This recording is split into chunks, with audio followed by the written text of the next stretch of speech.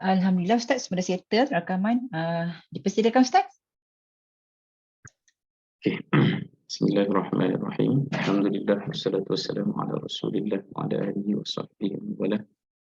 Asyhadu an la ilaha illallah wa asyhadu anna Muhammadan abduhu wa rasuluh. Qala rabbi shrah li sadri wa yassir li amri wahlul 'uqdatam min lisani yafqahu qawli, amma ba'd. Assalamualaikum warahmatullahi taala wabarakatuh. Alhamdulillah kita bersama lagi pada pagi ni. Ingatkan minggu depan lagi. Rupanya minggu ni kita sambung sesi kita, alhamdulillah. Satu peluang yang menarik untuk saya sendiri pun, dan saya perlu selalu ucap terima kasih pada puan-puan lah kerana susun sesi ini. Kerana saya sendiri pun ini antara asbab untuk saya sediakan betul-betul material untuk topik-topik begini. Yang selama ni biasanya material ini memang dah ada pun dalam banyak rujukan, cuma dia belum dikeluarkan untuk jadi slides, untuk jadi satu pelajaran yang tersusun. Saya rasa sesi ini banyak membantu saya untuk buat benda itulah, dan terima kasih kerana kita sudah sampai ke tahap inilah. Dan untuk hari ini, Puan Syida tadi pun dah beri gambaran sikit. Saya berhasrat untuk berikan perhatian dulu kepada kisah berbaki untuk Fatimah binti Muhammad, dan insyaAllah pertemuan akan datang kot. Okey kot ya. Saya takut dia macam bila banyak topik nak rangkum dalam satu pertemuan, takut terabai pelajaran-pelajaran yang sangat berharga daripada kehidupan Fatimah itu sendiri. Yang saya rasa mungkin dalam pertemuan akan datang kita berikan perhatianlah kepada yang topik-topik yang berbaki itu. Keluarga Nabi, sebab keluarga Nabi ni Ahlul Bait lah, keluarga Nabi SAW, dan itu akan terus menjawab persoalan tentang Syiah, dia akan bawa ke situ juga nanti, dan perkara-perkara yang kontroversial yang boleh kita fahami secara ilmiah dalam masa yang sama, tidaklah sampai kita ni jadi jadi kelang kabut pula dengan banyaknya perkara yang bercelaru dari sudut pentafsiran hadis-hadis tertentu dan juga ayat Quran tertentu yang melibatkan pemisahan kedua-dua sekt dalam agama ni, iaitu Syiah dan juga Ahlussunnah wal Jamaah lah. Dan untuk hari ini kita akan tamatkan dulu kisah Fatimah. Saya rasa saya dah tahu slide ni pun lebih kurang yang lepas 13 lebih juga untuk hari ini kita habiskan. So insyaAllah kalau ada masa kita masuk topik yang akan datang lah, kalau sempat kita sentuh. Okay, kita habiskan dulu Fatimah binti Muhammad radhiyallahu anha.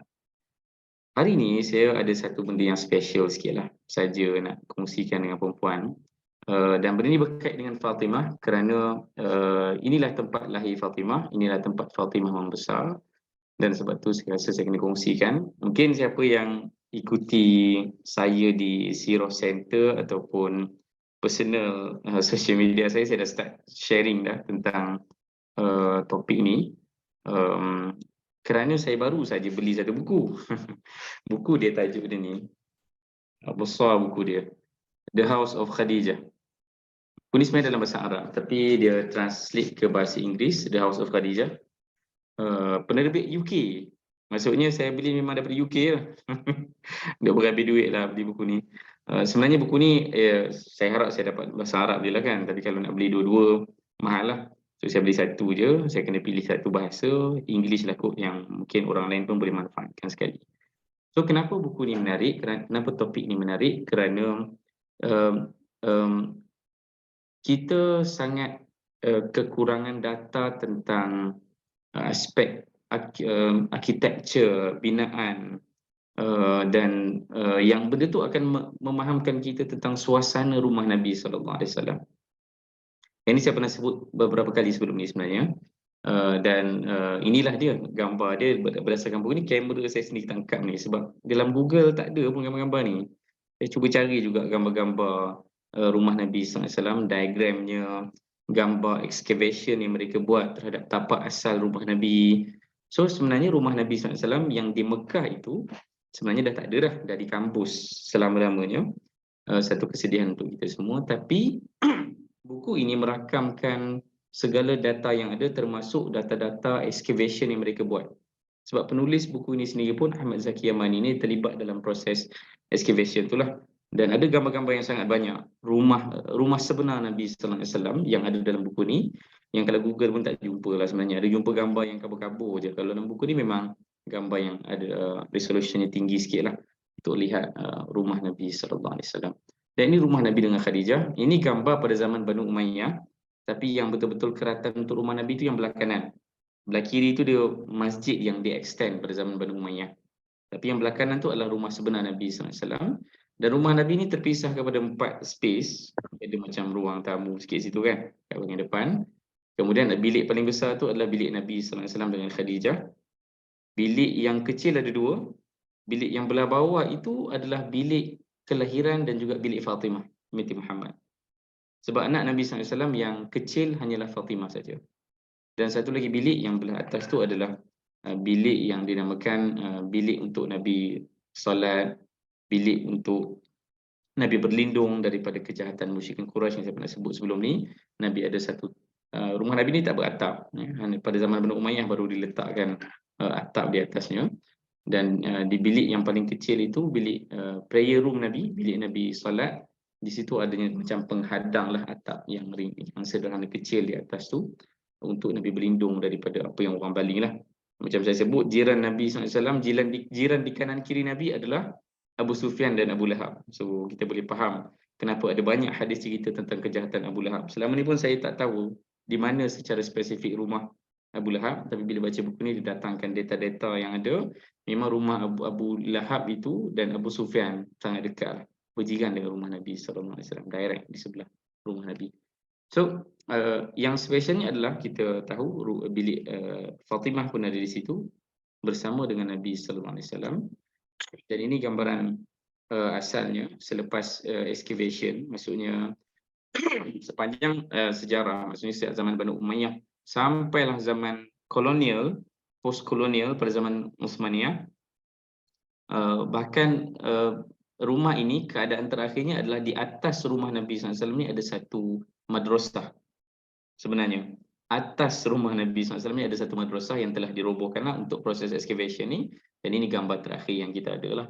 Dan nombor-nombor tu melambangkan ruang-ruang dalam rumah Nabi. Nombor 1 itu adalah bilik Fatimah.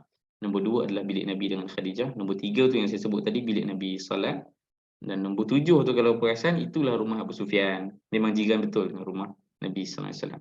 So saya pun tak berhasrat untuk cerita banyak sangat tentang konten buku ni, sebab sangat banyak perkara-perkara yang menarik lah yang kita boleh explore. Tapi sekadar untuk memberikan gambaran bahawa rumah Nabi sallallahu alaihi wasallam itu salah satu daripada komponen utama dalam rumah itu adalah rumah ataupun bilik Fatimah sendiri yang kita ceritakan ni. Menandakan betapa akrabnya lah Fatimah dengan Nabi sallallahu alaihi wasallam. Bahkan nanti selepas berkahwin, ini adalah satu peta peta ruang dalam Masjid Nabi sallallahu alaihi wasallam pada zaman Sirah Nabawiyah. Dan rumah-rumah ataupun hujurat yang berada di sisi Masjid Nabawi itu sebagaimana yang tertulis dalam slide inilah. Ada hujrah, dipanggil hujrah sebab di bilik, dia bukannya satu rumah macam Mekah ni dinamakan Darul Khadijah, rumah Khadijah. Tapi kalau di Masjid Nabawi ini di sebelah masjid tu dinamakan bilik hujrah, ruang yang kecil pun sebenarnya tak. Saya rasa bilik yang saya duduk ni pun bahkan lebih besar daripada bilik Nabi SAW. Untuk kita rasa rendah diri betapa Masya Allah Nabi SAW. Dan Fatimah sendiri ada standard yang sangat sederhana untuk Nabi tinggalkan pada kita, supaya kita tahu yang kita ni tak perlu nak kejar sesuatu yang lebih daripada apa yang kita ada. Itu telah cukup pun, supaya kita tidak berebut dan juga tidak terlalu terikat dengan benda yang sepatutnya tidak mengikat kita. Dan di sana ada rumah Fatimah di situ. Kalau tengok dekat sebelah Masjid Nabawi, ini kiblat yang barulah setelah menghadap ke Masjidil Haram. Maka di sisi itu ada bilik Aisyah, bilik Saudah, dan bilik Hafsah, dan bilik Zainab binti Khuzaimah, dan sebelah dia adalah bilik Fatimah. Dan kalau kita letak pada umur pernikahan Fatimah, Fatimah bernikah dengan Ali bin Abi Talib itu kan selepas perang Badar. Maksudnya Nabi hanya baru bernikah dengan Aisyah dan Saudah, ataupun Hafsah. Saya sebut sebelum ni Hafsah dia ada sama ada dia selepas perang Badar ataupun jauh ke depan lagi. Tapi sekitar masa itulah Hafsah. Tapi kita boleh jangka Fatimah bernikah lebih awal berbanding pernikahan Nabi dengan Hafsah sendiri. So, maksudnya ketika Fatimah ada di situ, yang ada hanyalah rumah Aisyah dan Saudah saja. Rumah yang lain belum ada lagi sebab Nabi belum lagi bernikah dengan Juwairiyah, dengan Sofia, dengan Ummu Habibah, itu belum lagi. Itu lepas ni. Bahkan pernikahan Nabi yang banyak itu akan lewat sikit, lewat di hujung zaman Madinah, Nabi akan bernikah dengan isteri-isteri yang berbaki itulah. Okay. So, cerita tentang Fatimah ni, sebab tu saya nak terus masuk ke sini. Dia ada ceritanya macam mana rumah Fatimah boleh ada dekat situ. Sebab asalnya of course Fatimah ni dia ada dedicated room dia untuk dia, tapi setelah dia bernikah dengan Ali bin Abi Talib, rumah Fatimah dia akan ikut rumah Ali lah. Iaitu Ali ni rumahnya jauh sikit. Dia bukan berada dekat dengan rumah Nabi sallallahu alaihi wasallam. Maka ada satu dialog yang penting ni saya ambil daripada kitab Manaqib, iaitu biografi, merakam biografi generasi generasi demi generasi lah, generasi sahabat, generasi tabi'in.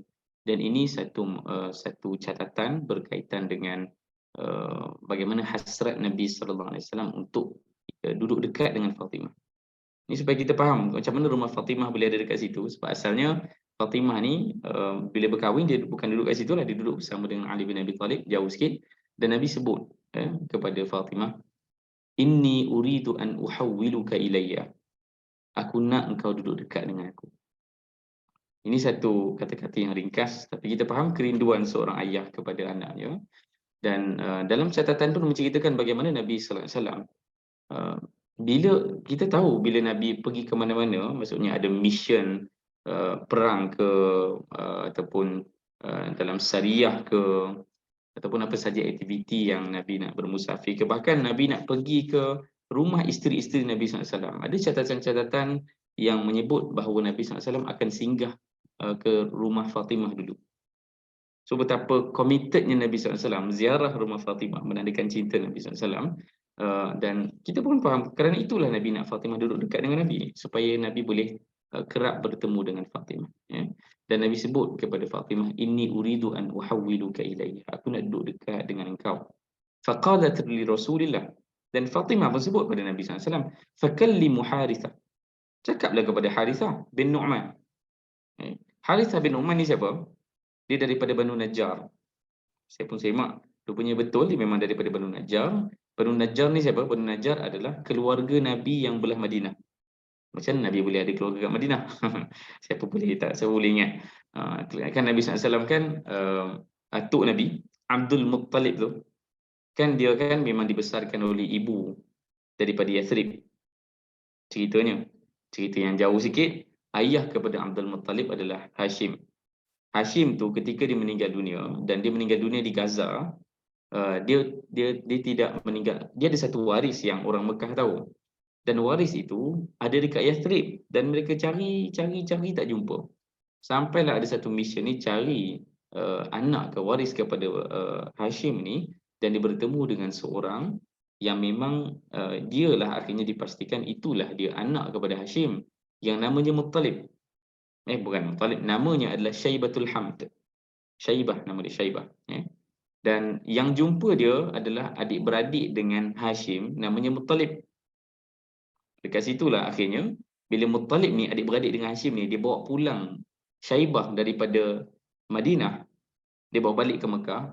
Orang anggap itu adalah hamba kepada Muttalib, sebab tu nama Syaibah bertukar jadi Abdul Muttalib. Itu cerita dia. Yang akhirnya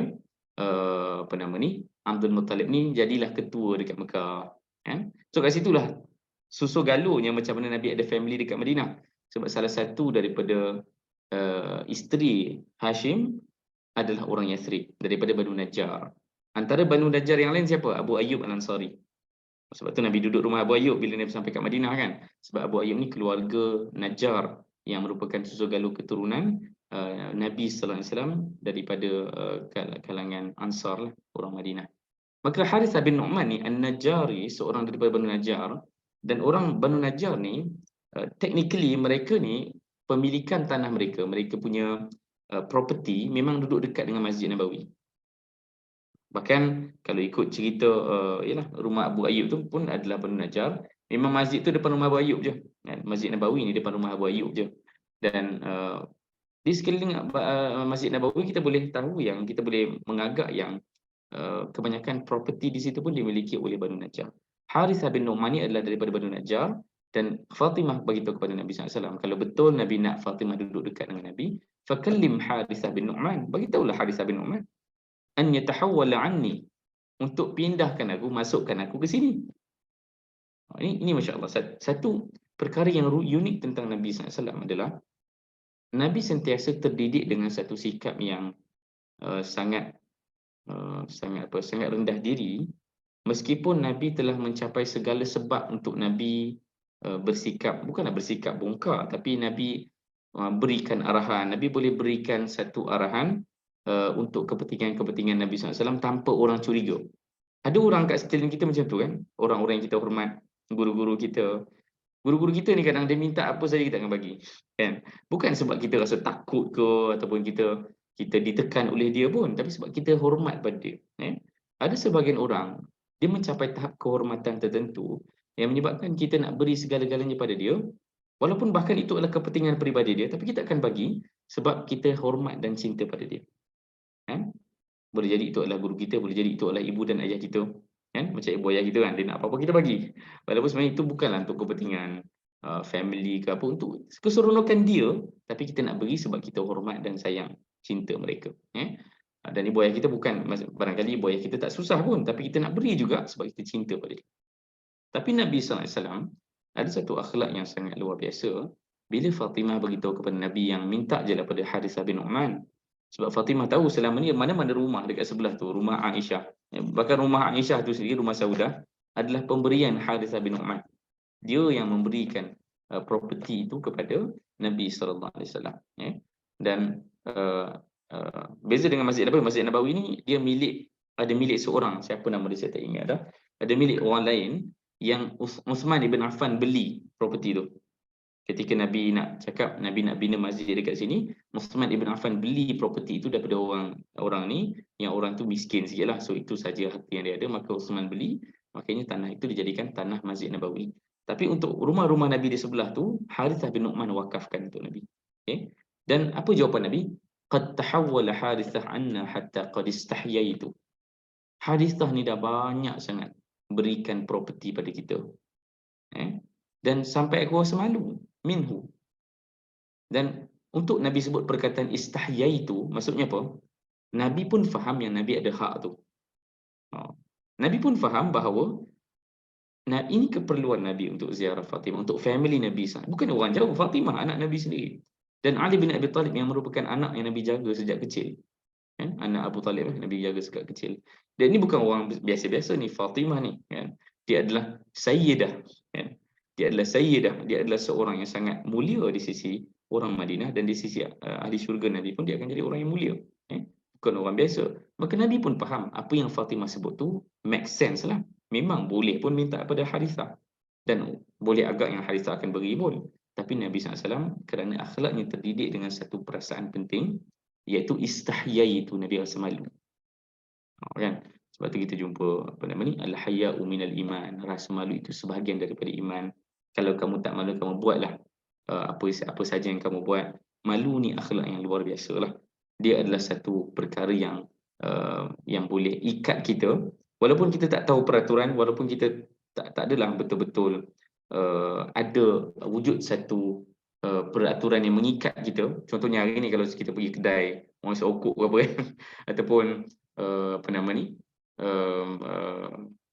apa lagi keadaan-keadaan yang kita boleh fikirkan, waktu kita ibadah ke, waktu kita bekerja ke, rasa malu itu akan banyak menyelamatkan kita daripada buat satu benda yang walaupun tak ada peraturan, tapi kita tak lakukan benda itu kerana kita rasa malu.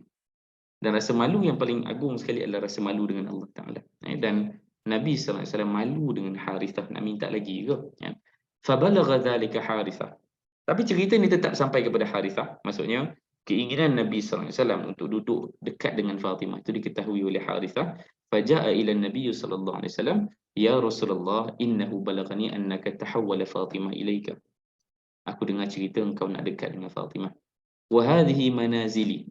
Dan ini adalah manazil, maksudnya property dia lah, property milik dia. Wahia asqab buyutin. Dia adalah satu ruang yang disediakan untuk rumah-rumah daripada Banu Najjar. Bika, aku berikan dia kepada kamu. Dan sesungguhnya aku ni, harta aku, segala apa yang aku ada itu hanyalah untuk Allah dan Rasulnya.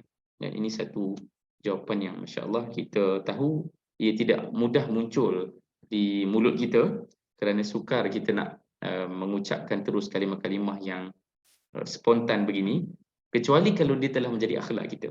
Akhlak ni, kalau Al-Ghazali ada jawapan yang paling best tentang akhlak. Dan kita bila kita tengok kisah sahabat, mereka ni memang berakhlak betul, dengan maksud apa yang Ghazali sebut. Dia kata akhlak ni benda yang memang daripada diri kita. Dia tak perlu nak plan, tak perlu nak fikir-fikir, dia memang spontan. Dan jawapan spontan daripada Harithah ni menunjukkan itulah akhlak dia. Memang suka menyumbang, memang dia nak berikan segala-galanya untuk Nabi sallallahu alaihi wasallam. Okey. Dan akhirnya rumah Fatimah pun berdekatanlah dengan rumah Nabi sallallahu alaihi wasallam bersama dengan Ali bin Abi Thalib. Okey. So ini antara cerita yang kita ada. So akhirnya asalnya rumah Fatimah tu agak jauh dengan Ali bin Abi Thalib selepas dia menikah. Last kita cerita tentang pernikahan kan. So akhirnya rumah Fatimah tu jadi dekat dengan rumah Nabi sallallahu alaihi wasallam, dan Ali pun ada di situ. Okey. So lagi okey. Ini antara, of course, dalam rumah tangga Fatimah dengan Ali ni, dia of course rumah tangga seorang manusia yang ada love-hate relationship-nya. Ada sekejap gembira, ada sekejap berduka, ada kejap dia apa nama ni berkelakar sebagaimana pasangan-pasangan yang normal.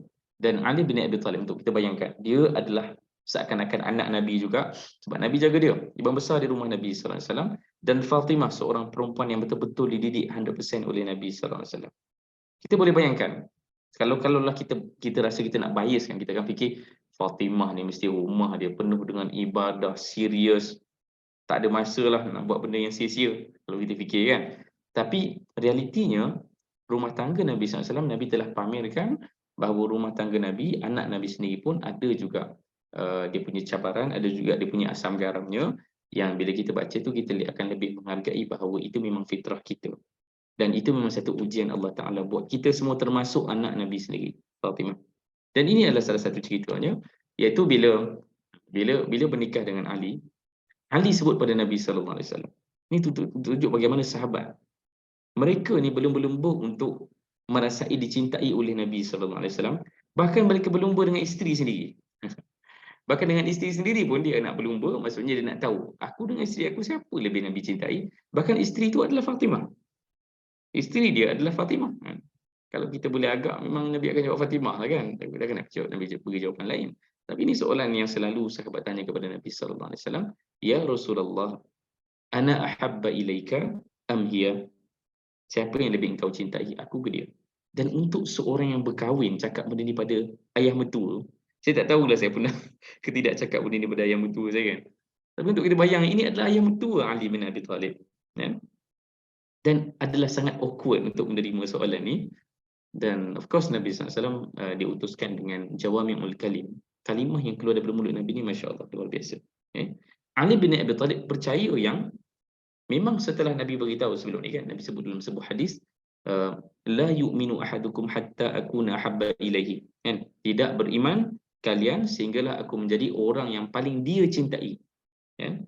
Lebih daripada ibu ayahnya, lebih daripada anaknya sendiri, lebih daripada mana-mana manusia lah. Dan of course, bila mencintai seseorang, yang paling bermakna adalah bila orang tu mencintai kita semula. Dan Ali tanya pada Nabi SAW, siapa yang paling kau cintai? Aku ke dia? Ni Fatimah ni, anak Nabi SAW. Dan jawapan Nabi, kita mungkin memikirkan, okey, jawapannya Fatimah lah, senang cerita. Tapi Nabi jawab dengan jawapan yang, Masya Allah, inilah seorang Nabi, hiya ahabba ilayya minka. Of course, dia lebih aku cintai. Kan? Nabi tak boleh menipu. Sebab kadang kita pun fikir, kita biasanya kita akan berhelah sikit kan. Sama je, semua orang pun saya sayang, semua orang pun abang sayang. Tapi Nabi, cara Nabi menyatakan satu pandangan, Nabi sangat menjaga ketertiban ucapan Nabi sallallahu alaihi wasallam. Maksudnya apa? Nabi jaga tertibnya ucapan Nabi itu, maksudnya Nabi tak boleh nafikan Fatimah mesti Nabi sayang berbanding Ali. Tapi dalam masa yang sama, Nabi tetap nak pastikan Ali pulang, maksudnya kepulangan Ali daripada bertanya soalan ni, Nabi dapat sesuatu benda yang istimewa yang boleh membahagiakan hati dia. Dan Nabi jawab apa? Wa anta a'azzu alayya minha. Tapi engkau wahai Ali lebih membanggakan aku berbanding dia. Okay. So Nabi sayang Fatimah. Tapi Ali apa? Ali di sisi Nabi SAW, Ali paling membanggakan. Ali banyak membanggakan Nabi SAW. Okay. Fatimah pula, Nabi sangat sayang pada dia. Of course jawapan ni berbeza lah. Tak semestinya orang Fatimah lebih mulia daripada Ali, tak semestinya Ali lebih mulia daripada Fatimah, tapi masing-masing pulang dengan satu jawapan yang melegakan, dan Nabi pun tidak menipu Ali bin Abi Thalib untuk cakap yang tak ada, semua orang sama je aku sayang. Tapi Nabi jujur dengan Ali, Fatimah lebih aku sayang. Ini satu jawapan yang sangat luar biasa. Saya ingat ini adalah benda-benda yang dialog yang apa ya? Banyak dialog-dialog begini yang kita dah tak sebut kan. Saya tahulah kalau dalam family kita masih budayakan benda ni.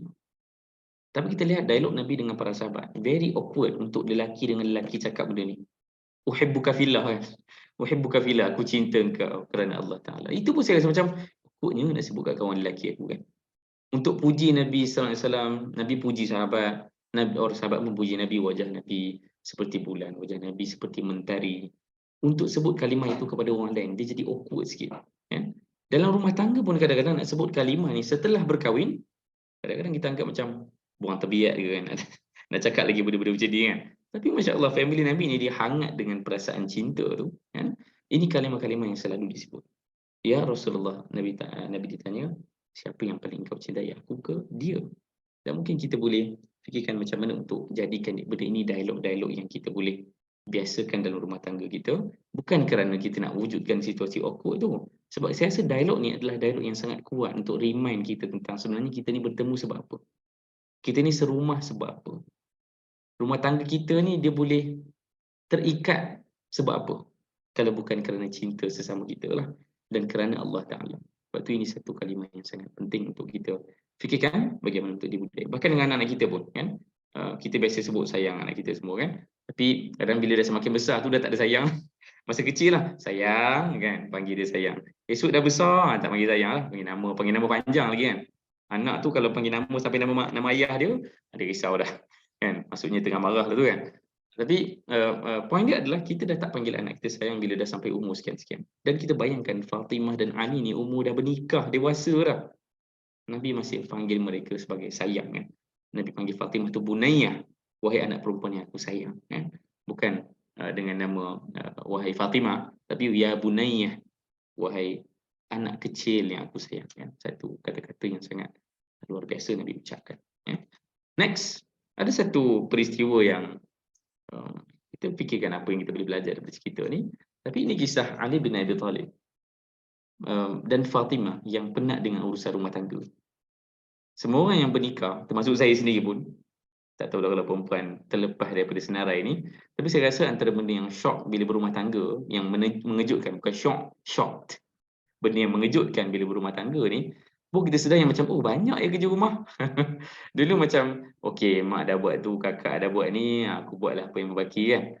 Lagi-lagi anak lelaki, yang biasa terselamat sikit daripada kena suruh-suruh ni kan. Bila bernikah, baru tahu, rupanya kita kena buang sampah, rupanya lepas makan kena basuh pinggan, rupanya kita kena sidai baju, rupanya kita kena fikir bil rumah lagi, kita kena fikir nak beli barang, nak beli beras, dan benda tu tak senang. Dan Ali menghadapi cabaran itu dengan Fatimah.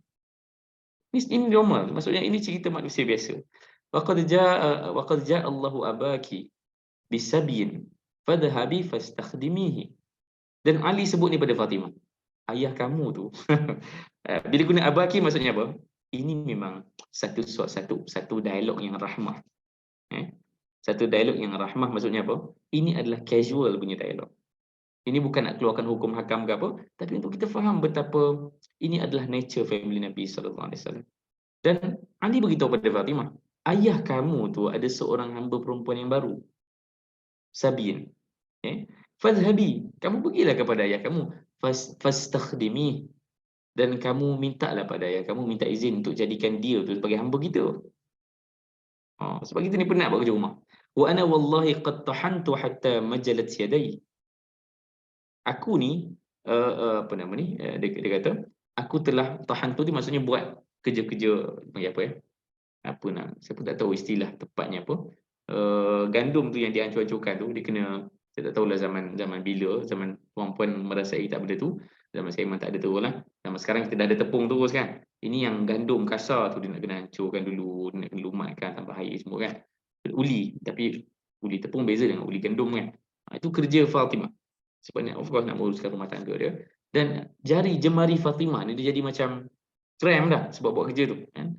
Dan Fatimah pun datang jumpa Nabi sallallahu alaihi wasallam, dan bila jumpa Nabi, sama macam Ali jumpa Nabi sallallahu alaihi wasallam untuk minta izin bernikah dengan Fatimah. Fatimah pun bila jumpa Nabi, masih nak pergi tu, on the way tu dah clear dah. Aku nak pergi jumpa Nabi, aku nak minta hamba perempuan itu untuk jadi hamba di rumah kita. Okey. Ma jaa biki ayyu bunayya. Ayyu bunayya. Ni dialog yang sangat casual kan. Apa yang membuatkan engkau datang ke sini wahai anak? Kan? Qalat ji'tu li usallima alayka. Ini saja. Aku datang ke sini untuk ucap salam pada kamu saja. Dia dah jadi blur, dia jadi macam freeze kan. Of course, permintaan yang segan lah nak diminta kan kepada. Of course, Fatimah ada satu hayak yang sama macam ayah dia. Nabi pun mendidik Fatimah dengan akhlak malu itu. Maka Fatimah, dia terdiam bila berjumpa dengan Nabi SAW. Walhal sebelum tu dah clear dah. Maka Fatimah cakap, aku nak datang ni bagi salam je. Wastahyat an tas'alahu wa raja'at. Dan Fatimah jadi malu untuk bertanya tentang dan meminta apa yang telah dirancang sebelum itu, dan dia pun pulang ke rumah. Maka Ali pun tanya, apa jadi? Dan Fatimah pun kata dia fail untuk buat benda tu kerana aku malu nak cakap pada Nabi sallallahu alaihi wasallam. Maka Ali pun, akhirnya Ali dan Fatimah dua-dua jumpa Nabi sallallahu alaihi wasallam. Dan bila jumpa Nabi sallallahu alaihi wasallam, Ali sebut pada Rasulullah, ya Rasulullah, wallahi laqad sanautu hatta ishtakaitu sadri. Waqalat Fatimah. Fatimah pun mengadu juga. Qad tahantu hatta majalat yadai. Dua-dua mengadu masalah. Tengok kalau Ali jumpa dengan Nabi, Ali akan sebut ya Rasulullah. Ya? Tapi kalau Fatimah, dia akan menyebut kalimah ya abati. Dan kadang-kadang jumpa menggunakan kalimah ya Rasulullah juga. Dan of course, akhlak bagi semua sahabat standard kena panggil Nabi dengan satu gelaran yang khusus ya Rasulullah. Bahkan isteri-isteri Nabi sallallahu alaihi wasallam pun memanggil Nabi dengan nama ya Rasulullah. Tapi untuk Fatimah, Masya Allah, ini satu special tentang Fatimah. Dia berdialog dengan ayahnya sebagaimana ayah dan anak. Kan? Dia tak berubah perkataan yang dia pilih. Macam dalam hadis yang sebut tentang, ini nanti slide terakhir kita. Kan? Bila Aisyah, Fatimah melihat beratnya ayah dia, wa karba abah, alangkah beratnya keadaan kamu, wahai ayah. Dia tak kata ya Rasulullah. Sebab itu adalah sangat normal untuk panggil ayah dengan nama ayah, walaupun ayah itu bertukar menjadi Rasul. Okay? Maka akhirnya Fatimah sebut kepada Nabi sallallahu alaihi wasallam bersama dengan Ali bin Abi Thalib. Ali cakap apa? Ali kata, sekejap. Ali kata, aku ni penat mengangkat barang di atas belakang pundak aku ni, barangkali untuk ambil air dan sebagainya, hatta ishtakaitu sadri. Sampailah belakang aku ni jadi sakit. Dan Fatimah pun jari jemari jadi krem sebab dia banyak menghancurkan itu. Dan engkau ada seorang hamba yang baru, ya. Dan barangkali dia boleh memudahkan urusan kami. Jawapan Nabi SAW sangat luar biasa. Wallahi la a'tikuma. Demi Allah aku tak nak serah, aku takkan serahkannya pada kalian berdua. Wa ad'u ahlu suffah tatwi butunahum la ajidu ma anfiqu alaihim walakinni abi'uhum wa anfiqu alaihim athmanahum.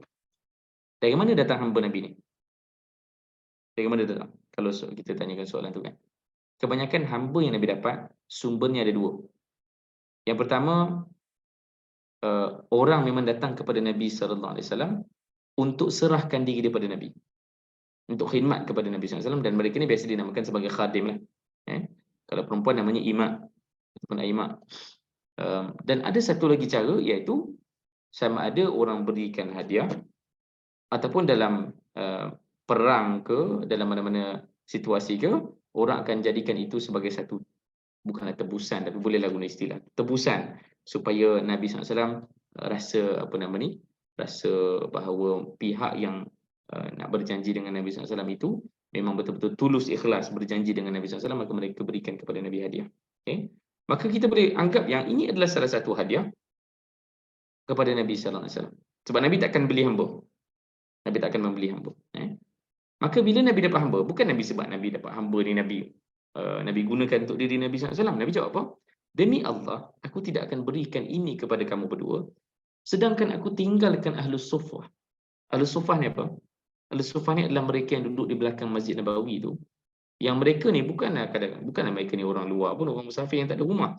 Mereka ni bahkan adalah orang-orang Madinah sendiri. Ada dalam kalangan Muhajirin dan Ansar sendiri yang duduk di situ kerana mereka nak selalu bersama dengan Nabi sallallahu alaihi wasallam. Ya. Antara yang popular adalah Abu Hurairah, ya, yang merupakan ahli Sufah, dan of course dia telah menjadi seorang perawi hadis yang paling banyak sekali, dan itulah komitmen yang diberikan untuk dia berada dalam kalangan ahli Sufah. Ulama dalam kalangan generasi tersebut. Dan Nabi kata apa? Takkanlah aku nak berikan ia kepada kamu, sedangkan aku membiarkan ahli Sufah mereka ni terkial-kial dan kelaparan perut mereka. Ya. Dan aku akan menginfakkan kepada mereka dengan menjual hamba ni. Dengan harganya itulah aku akan berikan infak itu kepada ahli Suffah. Nabi sendiri pun dengan banyaknya khadim Nabi sallallahu alaihi wasallam itu, Nabi masih buat urusan rumah tangga kan. Dan of course Nabi takkanlah Nabi tak terima orang nak menjadi khadam Nabi. Tapi khadam Nabi sallallahu alaihi wasallam ni kebanyakannya adalah untuk urusan risalah, bukan urusan peribadi. Kan? Macam Anas ibn Malik. Anas ibn Malik kan hamba yang dia wakafkan oleh ibunya sendiri, Ummu Sulaim. Anas bin Malik itu peranannya bila Nabi nak keluar rumah, Nabi nak musafir, Nabi nak apa saja urusan Nabi SAW di luar rumah, baru Anas bin Malik akan assist di situ. Tapi urusan dalam rumah, orang lain tak terlibat. Tak ada, kita tak dengar riwayat yang ada orang tukang menjadi hamba Nabi untuk siapkan makanan Nabi ke apa. Yang bagi hadiah ada, tapi untuk jadi orang gaji Nabi SAW tak ada.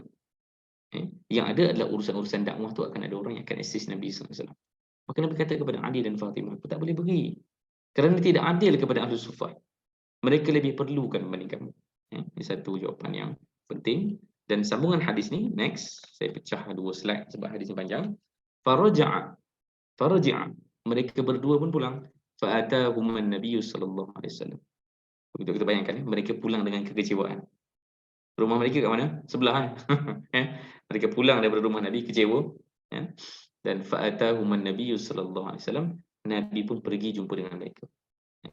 Nabi SAW, bila dia memberikan jawapan, dia akan berikan jawapan yang jujur. Dia tak boleh berselindung, tak boleh menyembunyikan kebenaran.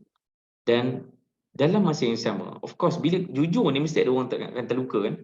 Dalam hidup kita ni banyak orang terluka sebab kita jujur. Sebab tu jangan jujur. Sebab tu kena tipu orang, jangan cakap benda yang benda yang benar sangat, nanti orang tak suka.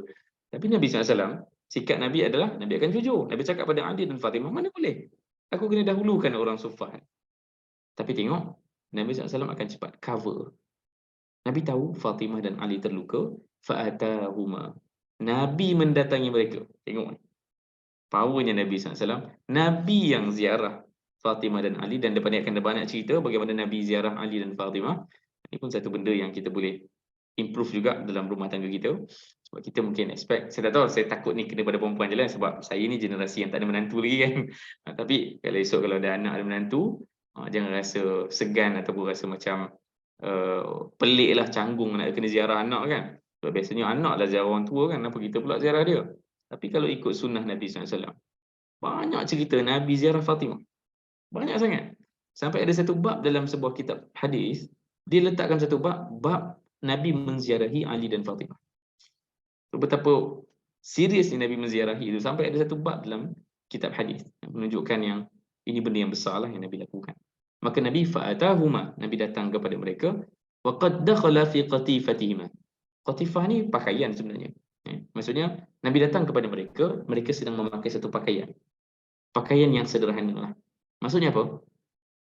Mata Nabi menangkap satu pemandangan yang sangat sedih sebenarnya. Idza khattat ru'usahuma, kalau tutup kepala, takashshafat aqdahuma. Kaki mereka akan terdedah. Kalau tutup kaki, kepala akan terdedah. Maksud ini pakaian yang sangat apa? Sangat dhaif lah. Dan ini menjadi pandangan mata Nabi SAW. Of course dia akan mendatangkan satu perasaan yang berbeza kepada Nabi SAW. Fathara, dan mereka cuba untuk menyambut dan menghampiri Nabi SAW. Kerana Nabi datang ke rumah mereka, Nabi sebut makanakuma. Kamu duduk di tempat kamu tu, tak perlu nak dekat dengan aku, tak perlu nak sambut aku lah maksudnya. Tak perlu nak sibuk-sibuk menyambut aku, kerana aku datang ni, of course Nabi SAW datang Kerana Nabi nak lengkapkan kata-kata Nabi tadi. Sebab Nabi belum selesai lagi jawab. Ya? Nabi jawab Nabi baru bagi jawapan yang direct. Tapi Nabi perlu jelaskan apa yang berbaki. Ala ukhbirukuma bi khairin mimma sa'altumani. Nak tak aku beritahu kepada kamu sesuatu yang lebih baik daripada apa yang kalian minta? Sebab apa yang kalian minta tu benda yang biasa je, semua boleh minta benda yang sama. Tapi untuk orang yang standard Ali dan Fatimah, anak dan menantu Nabi sallallahu alaihi wasallam, permintaan mereka, standard mereka ni kena tinggi. Dan Nabi sebut apa? Dan mereka pun sebut bala, of course. Nabi sebut kalimatun 'allamanihinna Jibril. Ini adalah kalimah-kalimah yang Jibril ajar kepada aku. Maksudnya apa? Ini satu ajaran Jibril khas untuk Nabi. Nabi berikan kepada mereka, Nabi ijazahkan kepada mereka, dan kerana itulah kita tahu hadis ini. Dan hadis ini berkaitan dengan zikir lepas salat, hadis ini berkaitan dengan zikir pagi dan petang, ya. Yang mana Nabi SAW ajar kepada mereka, tusabbihani fi duburi kulli salatin asyarat. Bertasbihlah pada setiap akhir salat itu 10. Dan bertahmid 10. Bertakbir 10. Wa idza awaituma ila firashikuma, kalau kamu nak pergi kepada katil kamu, maksudnya nak tidurlah, fasabbiha 33, maka bertasbihlah 33 kali, bertahmid 33 kali, dan juga bertakbir 34 kali. Fa wallahi ma taraktuhunna mundu 'allamanihinna Rasulullah sallallahu alaihi wasallam. Demi Allah, kami tidak pernah meninggalkan setiap zikir ini setelah Nabi mengajarkan kepada kami. Okay? So kenapa ni? Apa kaitan dia? Nabi SAW tahu Fatimah dan Ali kecewa. Dan Nabi ajar pada mereka, dan Nabi melihat bagaimana rumah mereka rumah yang taif sebagaimana rumah Nabi SAW. Ya? Dan of course, macam kita juga. Saya ingat, saya pun sedar satu realiti yang kadang-kadang generasi ke bawah, saya lah bila tengok mak ayah saya kan, kita rasa macam tak cukup hidup kita ni, padahal bila tengok rumah mak ayah kita, okey je. Maksudnya rumah ayah kita sederhana je, biasa je. Rumah kita ni kita rasa macam tak cukup, rasa macam tak ada apa. Sedangkan kalau kita ingat balik, kalau saya lah ingat balik macam mana saya membesar dulu, macam mana rumah saya ketika saya membesar dulu, lagi kecil daripada rumah saya sekarang ni, lagi taif daripada rumah saya sekarang ni, kenapa kita rasa tak okey? Kan? Maka Nabi SAW melihat keadaan Ali dan Fatimah dan rumah dia yang sederhana itu, dan of course Ali dan Fatimah sebagaimana anak-anak muda generasi baru, mereka rasa mereka nak achieve something, ya, mereka perlu ada satu benda yang baik untuk kehidupan mereka, tapi kadang-kadang terlajak sampai rasa tidak bersyukur. Bukan nak sebut Ali dan Fatimah tak bersyukur, tapi takut dia terlajak ke situ. Kerana mereka dah mula nak benda yang lebih daripada apa yang ada. Okay? Dan Nabi ajarkan kepada mereka, kedudukan mereka itu lebih mulia daripada apa yang mereka minta, dan Nabi ajar kalimah ini. Maksudnya apa? Kamu mulia kerana kalimah ini. Kita semua, keluarga Nabi SAW mulia kerana kalimah ini. Orang-orang yang beriman mulia kerana kalimah ini. Betul kerja rumah tu penat, tapi kalimah ini akan mengikat kita untuk rasa tenang dengan kepenatan tu. Okay? Inilah zikir-zikir yang kita ucap selalu. Subhanallah. Subhanallah, kekaguman kita kepada Allah Ta'ala. Subhanallah. Tahmid, kita puji Allah Ta'ala. Takbir, kita besarkan Allah Ta'ala. Orang yang sentiasa kagum dengan Allah Ta'ala, orang yang sentiasa puji Allah Ta'ala, orang yang sentiasa besarkan Allah Ta'ala, dia akan rasa dunia ni kecil, dia akan rasa dunia ni tidaklah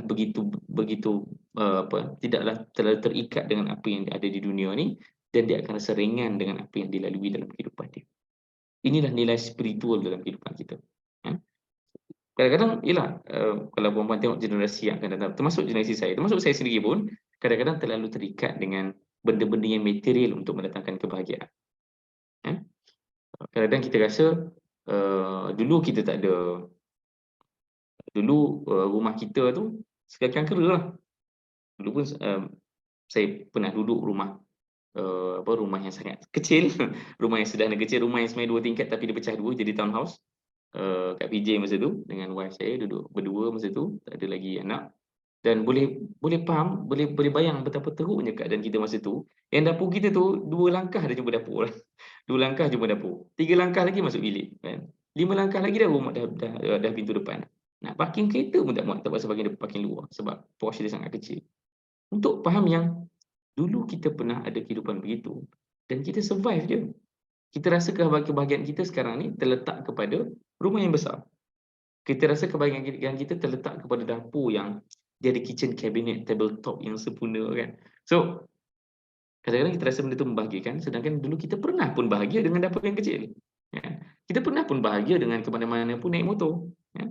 So, maksudnya kita dirisaukan dengan, kita anggap material ini menyebabkan kita lebih bahagia, tapi akhirnya kita semakin risau untuk kehilangan benda tu.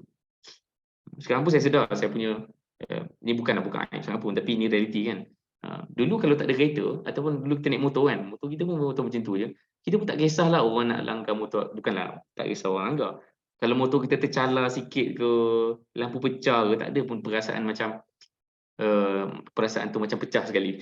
Biarlah kan motor murah je kan, biarlah calar sikit. Tapi sekarang ni bila ada kereta sikit kan, kita rasa macam, ini calar ni siapa langgar? Dia dah mula rasa tak bahagia kerana calar yang sikit kan. Dulu motor pecah macam mana pun, okey tak apa, baiki je lah, motor murah je kan. Tapi sekarang ni oleh kerana kita dah ikat kebahagiaan dengan material, kita menjadi kecewa dengan kerosakan material itu.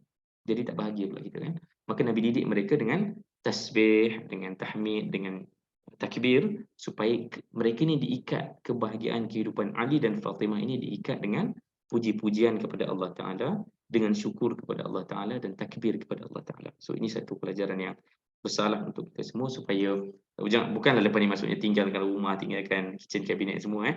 Maksudnya kita pastikan kita tak terikat lah dengan benda tu. Itu pun keperluan kita juga kan, bukanlah maksudnya jangan beli, tapi supaya kita tak terikat.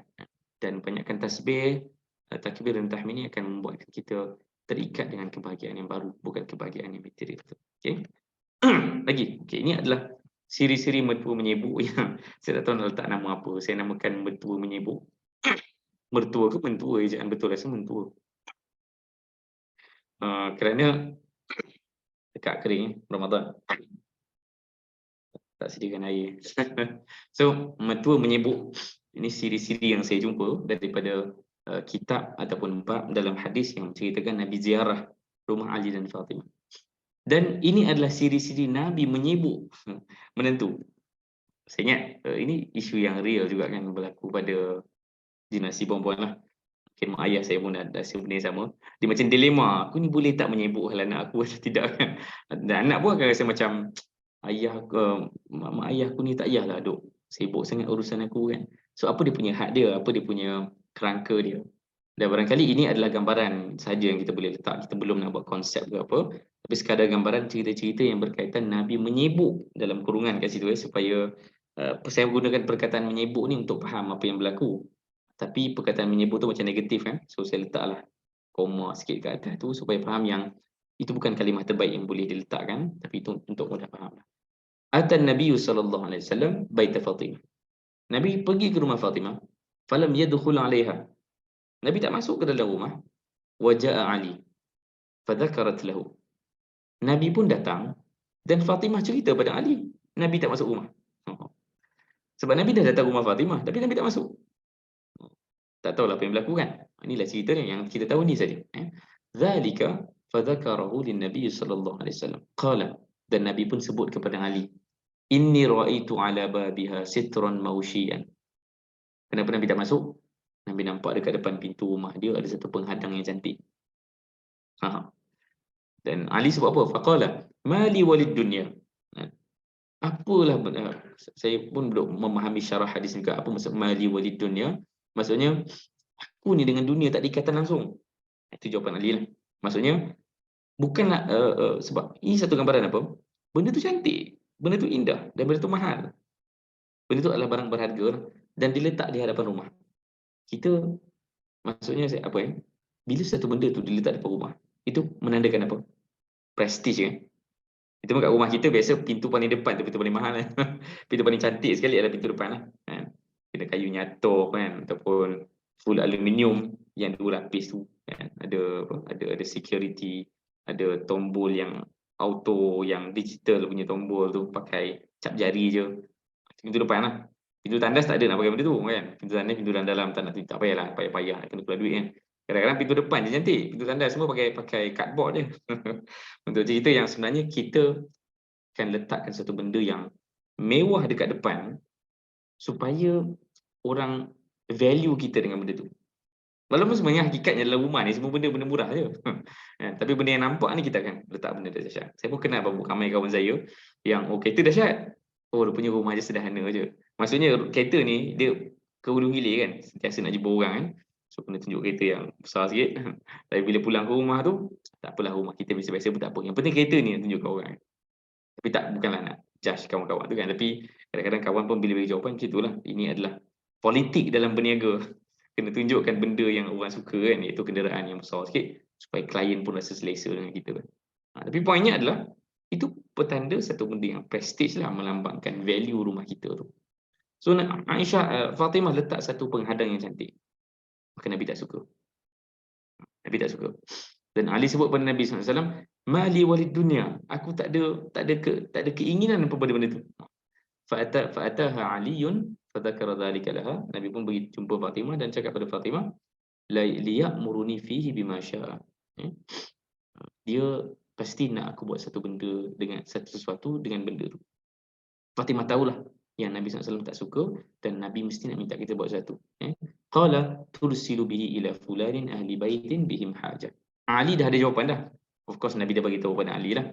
Ali sebut pada Fatimah, kita hantar benda ni, kita berikan benda ni kepada seseorang, fulanin ahli baitin bihim, ada salah seorang daripada ahli keluarga mereka yang hajatun, yang ada keperluan. Cerita dia ringkas ya. Tapi ceritanya cerita mertua menyebut lah. Nabi SAW datang rumah Fatimah, duk judge pula kan. Kita pun, yelah, kadang itu antara benda yang mencabar zaman sekarang. Saya rasa perempuan pun mungkin dah rasa dah kan. Saya belum lagi, saya baru di zaman yang berebut mainan dengan anak. Tapi di zaman yang anak tu dah ada harta sendiri, dah ada keinginan sendiri, dan kita pun nampak satu demi satu perubahan pada anak kita kan. Dia beli kereta yang lebih mahal daripada ayahnya sendiri. Saya pun segan nak sebut benda ni kan. Dia beli rumah yang lebih mahal daripada rumah mak ayahnya sendiri. Pakaiannya pakaian yang mewah kan. Dulu mak ayah dia pakai pakaian yang sederhana saja kan. So kadang-kadang datang terdetik di hati ayah kan. Kenapa nak kena macam ni? So apa had dia? Kalau ikut kes Nabi SAW dengan Fatimah, Nabi sampaikan benda tu kepada Ali. Perasaan Nabi tak boleh halang. Nabi kena beritahu. Tapi Nabi dalam kes ni, Nabi tak beritahu pun. Ini budak saya. Saya pakar saya. Saya. Okay. Dalam kes ni, Nabi tak beritahu pun. Cuma Nabi bagi isyarat. Nabi beri isyarat kepada Fatimah dan Ali, Nabi tak nak masuk rumah. Nabi rasa tak selesa untuk masuk rumah yang di depan rumahnya ada benda yang cantik tu. Dan ketika itulah Fatimah, sebab Fatimah ni sensitif. Ini anak Nabi SAW. Fatimah very sensitif. Dan Fatimah cakap pada Ali, Ali pun pergi jumpa dengan Nabi SAW. Kenapa tak masuk? Dan baru Nabi cerita kepada Ali. Maksudnya apa? Adakah benda itu salah? Tak. Kita kena tahu yang anak kita bila mungkin dia menambah dia punya harta hidupnya lain sikit daripada hidup mak ayah dia, nampak kaya sikit, kita kena tahu itu tak salah. Kena clear dulu benda tu. Dan bahkan barangkali itu bahkan boleh jadi lagi baik pun. Jangan terus copy paste apa yang berlaku dalam cerita ni kepada family kita. Barangkali untuk sebahagian keluarga yang memang ini anak yang boleh ubah nasib keluarga ni, maka itu adalah lebih baiklah untuk family tu kan. Tapi untuk kes Nabi SAW, ini family Nabi. Family yang kena ada satu standard yang diletakkan sebab dia akan jadi precedence. Orang akan follow apa yang Nabi buat. Maka of course apa yang Fatimah buat, orang akan follow juga. Sebab orang akan nampak Fatimah ni anak Nabi SAW. Maka Nabi kena letakkan standard yang betul kepada Ali dan Fatimah. Dan bila ditanya, baru Nabi beritahu, Nabi nampak benda tu. Nabi tak beritahu pun, Nabi tak suka. Inni ra'aitu. Aku nampak. Nabi tak cakap pun, buang benda tu. Aku tak suka benda tu.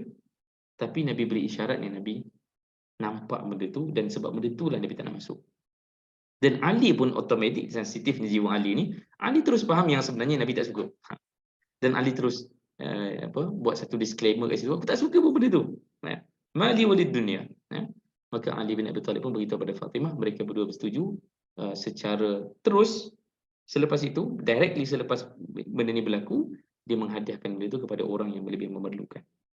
Adakah orang memerlukan pakaian yang cantik? Tak kan, dia akan jual lah supaya dapat harta daripada benda tu, dapat wang, dan dia akan boleh buat apa sajalah berdasarkan keperluan orang tersebut. Ini cerita yang ringkas bagaimana Nabi SAW menyibuk dengan urusan anak, tapi sangat budiman. Ini dia punya had yang kita boleh fikirkan. Menyibuk hal urusan menantu dan anak selepas dia menikah, bagus, boleh. Kan? Bahkan benda tu sangat menjaga kerukunan pun. Tapi tengok macam mana budimannya Nabi SAW. Nabi bukan terjah je. Nabi bukan persoal, komplain. Tapi Nabi bagi tahu je perasaan Nabi. Bahkan Nabi beri isyarat je. Nabi tak adalah nak menyibuk, nak menentukan semua tu kan. So, benda tu pun akan menjangkaui daripada apa yang sepatutnya. Tapi tengok kesan daripada budimannya Nabi SAW menegur anak menantunya pun cepat berubah. Barangkali keluarga kita ni berantakan bila kita mula bertegur siapa, bertegur dan juga mengkritik apa yang dilakukan. Jadi berantakan sebab apa? Barangkali sebab kita gagal untuk budiman bila menegur anak menantu kita. Ini benda yang kita boleh fikirkan lah. Next, apa lagi Nabi menyebut? Nabi menyebut dalam kurungan. Anna Rasulullah sallallahu alaihi wasallam taraqahu wa Fatimah. Nabi SAW kejut Fatimah dan Ali pada satu malam. Faqala ala tusalliyan? Kamu ni tak bangun malam ke? Dahsyat ni kan. Ketuk pintu Fatimah dan Ali, kamu ni tak solat malam ke? Dan dia tak beritahu secara umum, hadis ni umum saja, maksudnya tak semestinya Ramadan. Kalau Ramadan kita boleh jangka yang benda tu memang satu sikap Nabi SAW kan. Kita sebut tentang hadis 10 malam terakhir kan. Aiqadha ahlahu, Nabi akan kejut family Nabi kan, itu satu sunnah bila penghujung Ramadan. Dan Nabi SAW lagi, of course dia akan buat lebih awal lagi, sepanjang Ramadan pun dia akan kejut family dia. Nabi tanya pada Ali dan Fatimah, ala tusalliyan, kamu ni tak solat ke? Solat apa? Solat malam, qiyam. Sebab of course lah, kita payahlah nak banding diri kita dengan Fatimah dengan Ali kan. Tapi mereka ni hidup pada zaman apa? Mereka ni pernah hidup pada zaman yang qiyamul lail tu wajib. Surah Muzammil kan, bila kita baca ya ayyuhal muzammil qumil laila illa qalila nisfahu apa Allahu akbar, apa saya tak jumpa ayat dia, qumil laila illa qalila nisfahu aw inqus minhu qalila aw zid alaihi warattil qur'ana tartila, sampai hujung ayat kan. Yang dalam komentar dalam sebuah hadis ini dikutip dalam kitab Asbabun Nuzul, Aisyah riwayat bahawa para muslimin sahabat setahun mereka qiyamul lail sepanjang malam sehingga mereka jadi sakit-sakit. Barulah turun baki daripada surah Al-Muzammil yang meringankan dan memberi, ayat terakhir itu kan memberikan keringanan kan, maksudnya memberi satu rukhsah, maksudnya dia tak jadi wajib dah. Dalam sebahagian pandangan dia kata memansuhkan ayat yang awal tu. Sebab ayat yang awal tu dia direct je, qumil laila illa qalila, bangunlah sepanjang malam kecuali sikit untuk tidur. Ya, maksudnya beratlah arahan tu, kena bangun tiap malam kan. Sebab ini zaman yang solat 5 waktu tak ada lagi. Hanya ada solat wusta saja, solat 2 rakaat pagi, 2 rakaat petang. Ya? Ditambah dengan qiyamul lail sepanjang malam. Ini zaman Mekah ni. Dan mereka pernah hidup zaman tu. Nabi SAW kos ingatkan mereka, bangunlah malam. Tapi tengok jawapan Ali apa. Jawapan Ali ni luar biasa. Faqultu, Ali sebut apa? Ya Rasulullah, wahai Rasulullah, anfusana biyadillah. Kami ni terletak di atas apa yang Allah tentukan. Fa idza syaa ay yab'atsana ba'atsana. Kalau Allah izinkan kami bangun, kami bangun. Ni mengelak kan. Ni unik juga jawapan ni kan. Ni dalam hadis Bukhari, ini bukan hadis yang dhaif ke apa. Ini memang hadis di dalam Bukhari. Unik cerita ni kan. Ali bin Abi Talib mengelak dengan Nabi sallallahu alaihi wasallam dan memberikan jawapan yang kalau kita boleh faham yang Nabi tak sukalah dengan jawapan tu kan. Kan? Dan itulah kesambungan kepada hadis ni. Sebab jawapan dia tu memang jawapan mengelak lah. Kalau Allah kejut kami, maksudnya Allah izinkan kami untuk bangun, kami bangunlah. Kalau tidak, ya tidak. Ya. Fansarafa hina qulna dhalik. Dan Nabi bila dengar kami cakap tu, Nabi terus berpaling. Nabi marah tu kan. Nabi marah mereka kan. Sebab mereka tak bangun malam. Dan Nabi kejut, mereka tak bangun. Ya. Qulna dhalika walam yarji' ilayya syai'an thumma sami'tuhu wa huwa muwallin yadribu fakhdhihi. Sampailah kami dengar Nabi SAW mengetuk-ngetuk peha Nabi sambil apa? Wa huwa yaqulu, dan Nabi berkata wa kana al-insanu aktsara syai'in jadalah. Nabi petik ayat Quran, sesungguhnya manusia ni memang banyak beralasan. Sampai Nabi tepuk-tepuk peha Nabi. Tu kalau tepuk-tepuk ni dia menandakan apa? Saya tak tahu kalau psychologically saya tak dapat nak semak betul-betul sebenarnya apa yang berlaku. Tapi orang dalam keadaan tertentu bila dia barangkali tengah marah barangkali tengah geram, tapi dia tahu yang sebenarnya benda tu tak layak pun untuk dimarahi, untuk digeram sangat sampai buat tindakan yang melulu ke apa, maka dia cuba untuk menenangkan diri dia dengan menepuk-nepuk. Maka Nabi tepuk-tepuk paha Nabi sampai Nabi sebut wa kana al-insanu aktsara syai'in jadala. Ini petik ayat Quran. Manusia ni memang banyak betul beralasan. Sebagaimana Ali beralasan. Ali dan Fatimah ni beralasan tak bangun malam. Dan bangun malam tak wajib pun. Tapi untuk Nabi SAW, of course, Nabi ada satu standard yang berbeza dan Nabi harapkan Fatimah dan Ali bangun malam. Sekali lagi kita dapat pelajaran yang sama. Tengok sangat budiman Nabi SAW. Nabi nak satu benda yang sangat istimewa berlaku kepada keluarga ini, satu benda yang lebih, yang dekat dengan ketaatan kepada Allah Ta'ala. Of course Nabi nak benda itu berlaku, tapi benda itu tak berlaku. Bahkan Ali berikan alasan. Tapi Nabi terus berpaling, maksudnya apa? Nabi tak ada pun satu tindakan, satu hukuman yang Nabi berikan kepada mereka. Tapi Nabi hanya berpaling untuk beritahu apa? Untuk beritahu ini perasaan Nabi. Nabi tak suka. Sama macam cerita tadi. Nabi tak masuk rumah. Kali ini Nabi tak, Nabi berpaling terus. Kan? Dan Nabi macam, dipanggil apa? Kalau kita duk cakap-cakap macam tu, dipanggil apa? Membebel lah. Membebel kan? Membebel. Tapi bebelan Nabi adalah ayat Quran lah. Nabi membebel, wa kana al-insanu aktsara syai'in jadala. Dan itu perkataan yang betul. Nabi tak ucap perkataan bebelan yang keluar daripada topik. Nabi hanya cakap benda itu saja dan itu sampai ke pengetahuan Ali bin Abi Thalib. Apa lagi? Ini cerita, ada banyak cerita lagi tapi cukuplah 3 ni je. Banyak sangat cerita pasal menyibuk ni, nanti terlalu fokus pada topik ni je kan. Ini satu cerita yang terakhir tentang Nabi menyibuk urusan keluarga Ali dan Fatimah ni untuk menunjukkan kita, mengajak kita bagaimana untuk kita approach masalah yang sama. Ja'a Rasulullah sallallahu alaihi wasallam baitu Fatimah. Nabi datang ke rumah Fatimah. Bait Fatimah, rumah Fatimah. Falam yajid alaiha aliyan alaiha pula. Aliyan, Ali lah tu. Falam yajid aliyan. Nabi tak mendapati Ali tak ada kat situ. Dan kita boleh jangka yang ini waktu yang biasanya Nabi tahu di rumah ni mesti ada Ali dan Fatimah bersama. Tapi kali ni Nabi datang, Ali tak jumpa. Tak ada kat rumah tu. Dan Nabi boleh agak satu benda. Mesti ada masalah. Dan Nabi terus tanya apa? Aina ibn ammika? Mana sepupu kamu? Kenapa Nabi guna perkataan ibn ammika? Kenapa Nabi tak sebut aina zawjuka? Di mana suami kamu? Kalau dalam syarah hadis saya baca pun memang menarik juga. Kerana Nabi dah tahu dan Nabi guna perkataan tu. Sebab sebagaimana Abu Bakar Siddiq pun, ini budaya orang Arab bila dia marah dengan seseorang, dia akan tukar bahasa dia.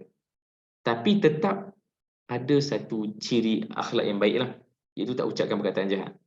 Contohnya, Abu Bakar bila marah kepada Aisyah, dia akan panggil Aisyah dengan ibnatu, ibu dia. Siapa ibu Aisyah? Tak ingat saya. Dia akan panggil Aisyah dengan nama ibnatu sekian-sekian, nama ibu Aisyah. Kerana dia marah dengan Aisyah. Sama juga dengan mana-mana kisah pertelingkahan pun, bahkan Aisyah sendiri pun, Aisyah kalau marah dengan Nabi SAW pun, dia panggil apa? Allahu Akbar. Apa istilah? Lupa dah. Saya pernah sebut dulu ni. Dia panggil Rasulullah. Dia panggil Rasulullah, tapi dia tak panggil, dia akan sebut nama Nabi Ibrahim ke apa? Saya tak ingat lah. Saya pernah sebut sebelum ni. Bila Fatimah marah kepada Nabi SAW, dia akan gunakan perkataan lain untuk menandakan dia tengah marah. Saya tak ingat tu. Nanti saya cuba semak balik slide kita sebelum ni. Ada dia punya riwayat tu, saya letak dalam slide kita. Menunjukkan yang budaya orang Arab ni, bila dia tengah marah, dia akan tukar panggilan dia kepada seseorang. Dan sama juga dengan Nabi SAW, Nabi gunakan perkataan tu terus, aina ibn ammika. Mana sepupu kamu? Kan tu suami dia. Kenapa Nabi sebut ibn ammika?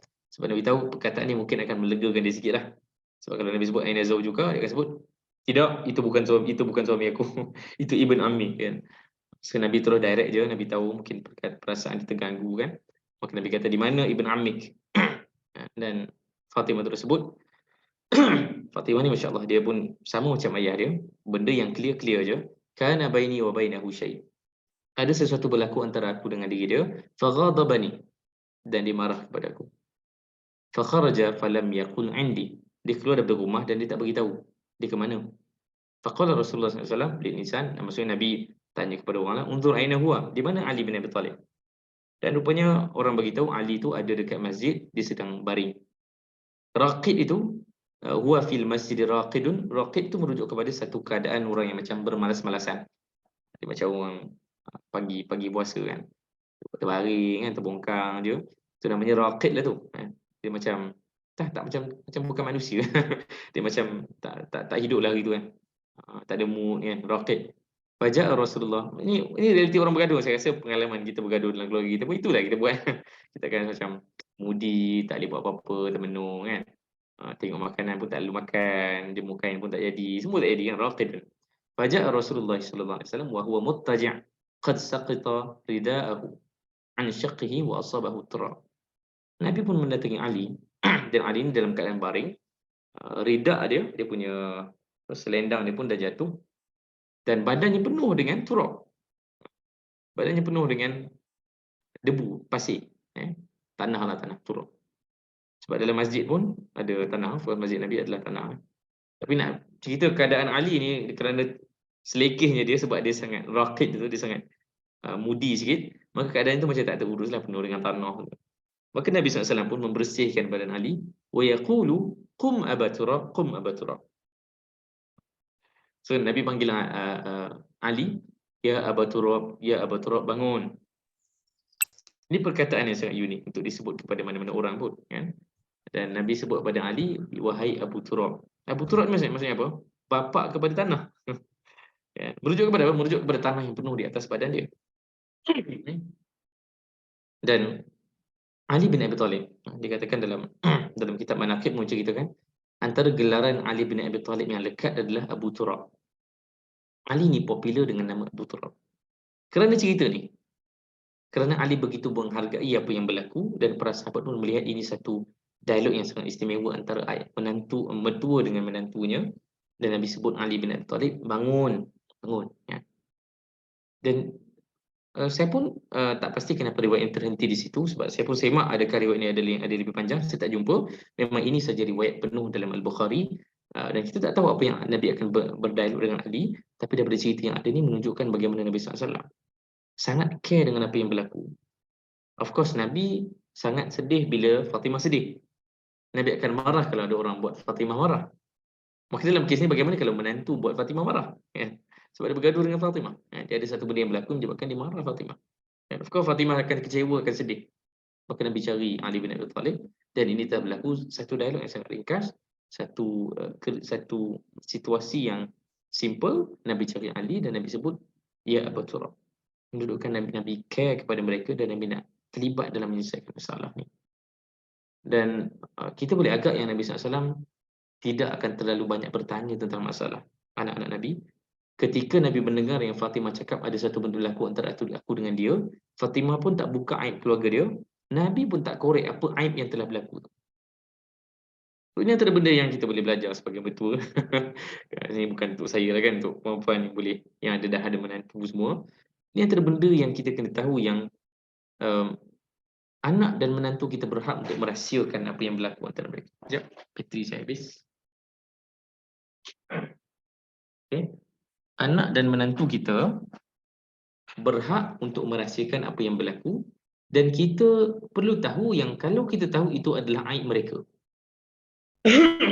Dan aib mereka ni, kita memang dilarang untuk ittiba, untuk kita mencari aib manusia. Kan? Aib manusia ni biar disimpanlah bersama dengan siapa yang terlibat dalam cerita itu, dan kepada Allah Ta'ala, itu saja. Dan Fatimah beritahu kepada Nabi SAW, ada sesuatu berlaku antara aku dengan dia. Faghadabani, dia marah kepada aku. Kalau kita dalam situasi ini, kita nak tahu terus apa yang berlaku. Kan? Kita akan tanya terus, apa yang berlaku, siapa yang buat dulu. Tapi Masya Allah, dalam kes Nabi SAW, sekarang mereka tengah bergaduh, dan Nabi nak menjadi seorang yang problem solver. Nabi cari Ali bin Abi Talib. Nabi nak tenangkan Ali, sebab Ali yang marah dalam cerita ni. Faghadabani, Ali yang marah pada aku. Fatimah tak marah pada Ali. Ali yang marah pada aku terhadap apa yang berlaku, dan kita pun tak tahu apa yang berlaku, dan Nabi pun tak ambil tahu. Yang penting Nabi nak selesaikan perasaan Ali yang sedang marah. Okay? Dan untuk satu hakikat bahawa Ali bin Abi Talib berbangga dengan gelaran Abu Turab. Abu Turab ni kita boleh jangka yang Ali happy selepas Nabi bertemu dengan Ali bin Abi Talib. Okay? Next. Banyak lagi ke ni? Oh, banyak lagi. 11-12 lah. Laju sikit. Sebab tu nak cerita pasal Syiah tak sempat hari ni. InsyaAllah nanti pertemuan akan datang lah, kita akan detail sikit tentang Ahlul Bait, keluarga Nabi SAW dan dengan Fatimah. Kita dah habis tentang ibu tadi. Nabi memuji anak Fatimah, Hasan dan Husain. Fatimah ada 3 orang anak lagi. Ada Ummu Kulthum, ada Zainab dan juga ada seorang lagi namanya Muhassin. Itu nanti kita akan bertemu pada pertemuan akan datang, kita akan ceritakan detail tentang anak-anak ini, ke mana mereka, siapa yang meninggal awal, siapa yang masih hidup, semua kita akan cerita insya-Allah. Dan Nabi bukan saja memuliakan Fatimah dan Ali, Nabi juga memuliakan cucu Nabi sallallahu alaihi wasallam, Hasan dan Husain. Bahkan nama Hasan dan Husain ni pun Nabi yang bagi. Menunjukkan Nabi sangat care. Kita kalau atuk kita orang sesibuk itu kan. Atuk ni tak payahlah sibuk benda-benda simple. Tapi bila kita baca hadis tentang Hasan dan Husain, betapa banyaknya hadis tentang Hasan dan Husain. Dia naik belakang Nabi, Nabi tengah bagi khutbah, dia berlari-lari, menangis kan, Nabi dukung dia. Dan Nabi sebut hadis tentang Hasan tentang Husain pun dalam satu situasi yang dalam ibadah, dalam sedang berkhutbah, sedang beri ucapan kepada para sahabat. So maksudnya untuk seorang atuk yang sangat sibuk, boleh mengambil kisah kepada cucu-cucunya yang buat hal ataupun buat masalah, kalau kita namakan itu masalah lah. Macam Ramadan ni kan, masjid kita penuh dengan budak-budak berlari hulu hilir.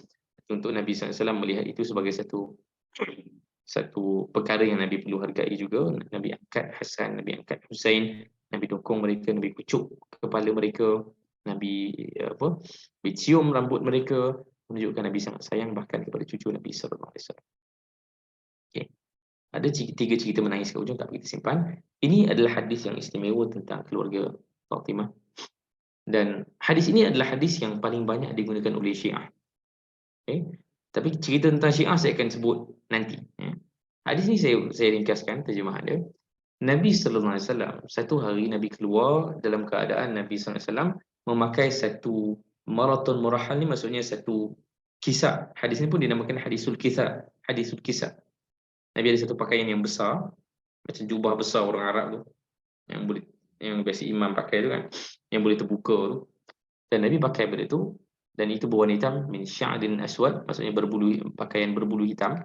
Faja'al Hasan. Hasan datang kepada Nabi SAW, Nabi masukkan dia ke dalam baju tu. Kemudian Husain pula datang, Nabi masukkan Husain ke dalam baju tu. Thumma ja'at Fatimah, Fatimah pun datang, Nabi masukkan Fatimah sekali dalam baju tu. Dan Ali pun datang, Nabi masukkan Ali ke dalam baju tu. Bayangkan betapa romantisnya cerita ni. Seorang demi seorang daripada cucu, kemudian anak dan menantu Nabi SAW, Nabi masukkan seorang demi seorang ke dalam kisah Nabi SAW, dalam baju Nabi yang besar. Kemudian Nabi bacakan satu ayat, innama yuridullahu liyudhhiba ankumur rijsa ahlal baiti wa yutahhirukum tathira. Nabi bacakan ayat Quran ini, sesungguhnya Allah Ta'ala ingin menghapuskan, ingin menghalau keluar segala keburukan daripada ahli keluarga Nabi SAW, dan Allah ingin mensucikan mereka, itu keluarga Nabi SAW.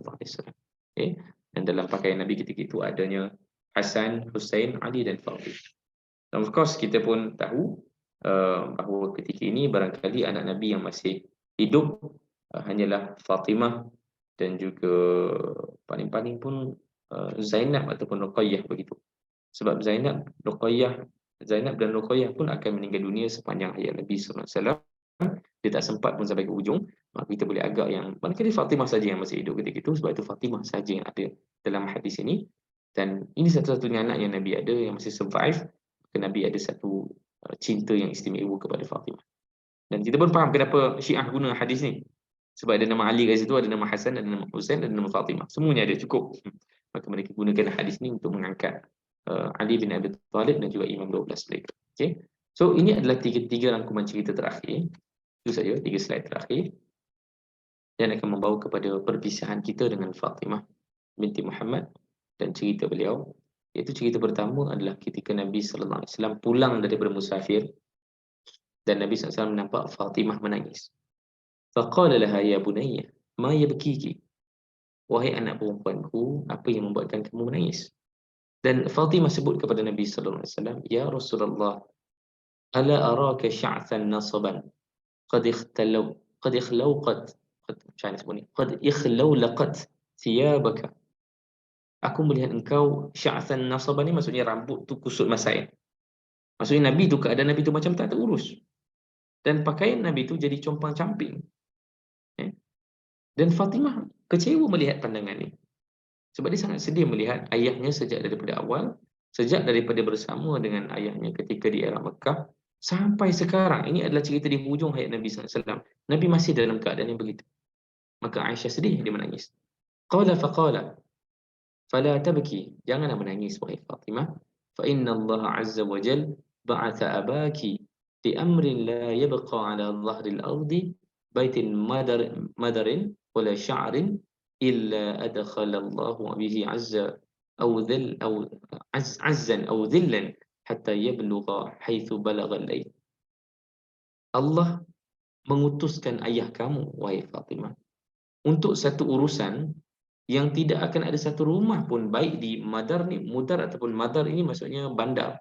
Sya'ar tu maksudnya kampung. Saya pun semak juga, maksudnya saya pun tak faham awalnya. Duk semak, itu maksudnya rupanya bandar dan kampung. Mana-mana tempat, baik di bandar, baik di kampung, kesemua rumah ini akan dimasuki oleh risalah Islam, illa adkhalallahu bi izzan. Maksudnya sama ada masuk dengan satu kebanggaan, izzan, bila orang tu peluk Islam, ataupun zillan, dia akan menghinakan mana-mana orang yang tidak memeluk Islam. Hatta yablugha haitsu balagha al-lail, sampailah masanya tiba, iaitu balagha al-lail. Maksudnya risalah itu sampai kepada mereka lah, sebagaimana mereka akan jumpa waktu malam setiap hari. So Aisyah menangis lagi dalam cerita ini melihat keadaan ayahnya. Dan dua cerita terakhir ini saya ringkaskan juga. Bila Nabi SAW dalam keadaan yang sudah semakin tenang, dan Fatimah ada di situ, sebut kepada ayahnya, wa karba abata, alangkah beratnya kepada keadaan kamu wahai ayah. Faqala laysa ala abiki karbun ba'da yawm, tidak akan ada satu kesusahan pun kepada ayah kamu selepas hari ini. Ini jawapan yang luar biasa, dan dialog terakhir antara Aisyah dengan Nabi SAW melambangkan bagaimana Aisyah sangat sedih. Banyak kali Aisyah sedih melihat, Fatimah sedih melihat keadaan Nabi SAW. Sebab dia bersama dengan Nabi sejak awal, dan dia tak pernah nampak Nabi dalam keadaan yang mulia. Sentiasa nampak dihinakan, sentiasa nampak susah. Dan ayahnya menenangkan dia. Sekali lagi, kali ini, okey, selama ni kita susah, dan kita sentiasa susah, tapi kali ini untuk hari terakhir hidup aku ni, ini menandakan ini adalah kesusahan terakhir aku. Maksudnya apa? Jangan sedih. Jangan sedih wahai Fatimah, kerana selepas ini tak akan ada kesusahan lagi. Nah, aku akan bertemu dengan Allah Ta'ala. Dan setelah Nabi wafat, dan Fatimah menyebut kalimah-kalimah yang agung ini, ya abatah, wahai ayah, ajaba rabban da'a, Tuhan menerima doa Nabi SAW. Ya abatah, jannatul firdausi ma'wah, surga Firdaus itu menantikan Nabi SAW. Ya abatah, hai ayah, ila Jibril nan'ah, dan Jibril itu akan nan'ah ni merujuk kepada, saya dah semak tadi maksudnya, lupa pula. Jibril itu barangkali maksudnya adalah apa nama ni, penyampai ataupun penjamin Nabi SAW. Falamma dufina, dan setelah Nabi dimakamkan, Fatimah berkata sekali lagi bila melihat para sahabat meletakkan tanah di atas jasad Nabi SAW, atabat anfusukum an tahthu ala Rasulillah SAW turab, adakah kamu mampu untuk membiarkan tanah-tanah itu dilemparkan di atas wajah Nabi SAW? Ini adalah tangisan demi tangisan Fatimah. Dia sangat sedih dengan kehilangan Nabi SAW. Dan ini riwayat terakhir yang kita pernah sentuh sebelum ni. Saya akan ambil yang part terakhir dulu je. Ketika bersama dengan Nabi SAW, Fatimah, ketika Nabi sedang nazak di atas katil Nabi, Fatimah pun menghampiri Nabi SAW, dan Fatimah pun akabat. Fatimah pun tundukkan telinga dia untuk dengar apa yang Nabi sebut, dan Fatimah menangis. Dan kali kedua, Fatimah tundukkan sekali lagi pendengarannya untuk dengar apa Nabi sebut. Fadhahikat, Fatimah pun gelak ketawa. Aisyah tak bertanya ketika itu, tapi dalam beberapa ketika Aisyah barulah bertanya kepada Fatimah, sebenarnya apa yang berlaku. Dan Fatimah pun sebut kepada Aisyah, ketika kamu melihat aku tundukkan pandanganku dan aku menangis, ketika itu aku mendengar bahawa inilah saat terakhir Nabi sallallahu alaihi wasallam. Okey. ثم أخبرني أني أسرع أهله لحوقا به فذاك حين ضحكت. Sehinggalah kali kedua aku tundukkan kepala aku dan dengar apa yang Nabi sebut. Nabi sebut yang aku adalah ahli keluarga Nabi yang paling cepat sekali akan bertemu dengan Nabi sallallahu alaihi wasallam. Dan aku ketawa semula. Okay. Untuk kita faham yang Fatimah ini kebahagiaan dan juga kesedihan dia sangat bergantung kepada ayah. Sebab para sahabat yang lain, mereka ada ayah masing-masing, mereka ada ibu masing-masing, dan Nabi adalah entiti yang lain. Mereka kena cinta Nabi dan mereka kena juga mencintai ibu ayah mereka. Tapi dia dua entiti yang lain lah, sebab ada ibu ayah yang tak perlu Islam kan. Tapi Fatimah ni sangat special. Dia perlu beriman kepada Nabi SAW, ikut sunnah Nabi SAW. Dalam masa yang sama, Fatimah adalah anak kandung Nabi SAW. Satu-satunya berbaki ketika itu. Dan kita boleh faham betapa lonely-nya Fatimah ini setelah ditinggalkan oleh Nabi SAW. Dalam riwayat terakhir ini. Dan sebab itulah dia bergembira kerana dia tak lama selepas itu dia akan bersama dengan Nabi SAW. Ketika isteri-isteri Nabi yang lain belum lagi meninggal dunia, dialah yang terawal sekali selepas wafatan Nabi. Dalam masa 6 bulan begitu dia akan meninggal dunia dalam keadaan yang sangat tenang, dan itu menandakan betapa Fatimah ini sangat luar biasa lah. Itu Allah berikan kemuliaan kepada Fatimah kerana kematiannya sangat tenang. Bahkan diriwayatkan bagaimana Fatimah ini sediakan siap-siap satu ruang, satu fasiliti supaya pengurusan jenazah, dia punya makam dan sebagainya terurus dengan sangat terhormat. Okay. So inilah cerita Fatimah binti Muhammad. Cukup untuk kita ceritakan secara umum apa yang berlaku sepanjang kehidupan dia. Dan sebagai anak Nabi SAW, tentu sekali kita berikan hak lebih sikit lah. Sebagaimana kisah Aisyah sebelum ni, ceritanya pun 2 kali kita cerita dalam 2 sesi. Cerita Fatimah pun 2 sesi juga, kerana ini adalah cerita seorang yang sangat Nabi cintai. Maka saya rasa lebih layak untuk kita perbanyakkanlah tentang Fatimah binti Muhammad. Baik, sekat situ saja. Allah alam. Saya buka chat apa yang ada. Chat kita. Okay.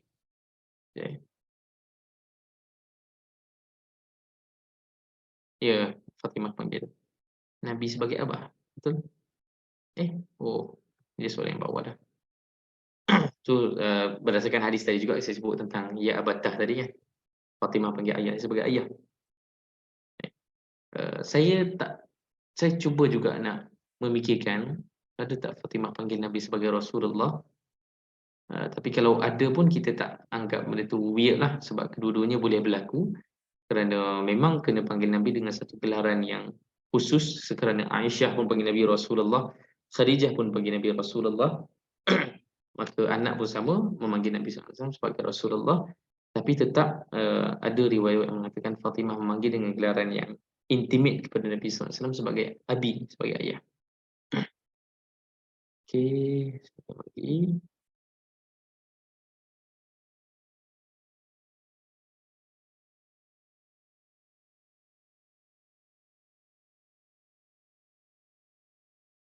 Ya, Puan Nurhaina punya soalan ni. Ini bukan kelas untuk mengajar untuk menentu kan, cuma maksud saya apa yang sempat kita ceritakan tu mungkin kita boleh derive beberapa pelajaran. Antara kita belajar daripada Nabi SAW, Nabi memang akan menyibuk dengan hal menantu dan anak dia walaupun selepas kahwin, tapi cara Nabi approach tu yang kita rasa kita perlu belajar banyak. Macam mana supaya benda tu tak annoying. Sebab kadang-kadang yang dalam drama ke dalam situasi kehidupan kita sekarang ni, bahkan mungkin kadang saya pun menghadapi dilema itu juga. Macam mana nak pastikan anak kita tak annoying dengan sibuknya kita tentang hal dia. Kadang kita tanya kan, kenapa beli ni, kenapa beli tu, kenapa buat ni, kenapa buat tu. So soalan-soalan kita tu kadang-kadang dia annoying kan. So macam mana nak jadikan benda tu tak annoying. Dan kita tengok daripada apa yang Nabi buat tu, Nabi buat benda yang sangat simple, iaitu Nabi tak buat macam biasa. Biasanya Nabi ziarah selalu, tapi tiba-tiba Nabi tak nak masuk. Ya. So akhirnya orang anaknya pun tertanya-tanyalah kenapa. Dan anak yang baik dia akan jujur kepada ayah dia, why, kenapa ayah kamu tak nak, kamu tak suka ke? Dan ni adalah mutual kan, dia mutual, maksudnya dia kena ada kesalingan. Dalam family ni dia bukan macam sekolah kan, dia bukan boleh beri hukuman, bagi peraturan. Family ni family. Ya, dia bukan macam kat office. Kat office kalau kita tak suka mana-mana staff kerana dia dilanggar peraturan, dia boleh dihukum. Pergi tata tertib ke apa kan. Tapi ini family dia bukan macam office. So, kita kena approach dengan approach yang paling budiman sekali. Dan of course, Nabi sendiri pun tidak memberikan itu sebagai satu benda yang binding. Maksudnya apa? Nabi tak pun bagi satu arahan khusus dalam mana-mana hadis bila Nabi menegur Ali dan Fatimah. Dan Nabi tak menunjukkan maksudnya Nabi melarang dan mengharamkan sesuatu. Bahkan ketika solat tahajud tadi pun Ali dan Fatimah tak bangun kan, dia bagi alasan. Nabi hanya bagi tahu yang manusia ni banyak alasan lah. Maksudnya Nabi buat satu statement kat situ, tapi bukan Nabi bagi tahu kalau kau tak solat malam, kau bukan menantu aku. Kau bukan anak aku dah. Sebagaimana dalam drama-drama kan. So dia tak boleh macam tu. Sebab kena tahu yang anak ni ketaatan dia kepada ibu ayah tu, terutama selepas pernikahan, ketaatannya dia punya intensiti dah berbeza. Sebab dia ada satu lagi orang yang dia perlu bertanggungjawab dan dia mempunyai amanah, iaitu pasangan dia. Apatah lagi dia ada anak pula nanti kan. So ibu ayah bukan lagi menjadi tumpuan ketaatan tu. So kena tahu perkara-perkara ini dilakukan sendiri oleh Nabi sallallahu alaihi wasallam. Okay.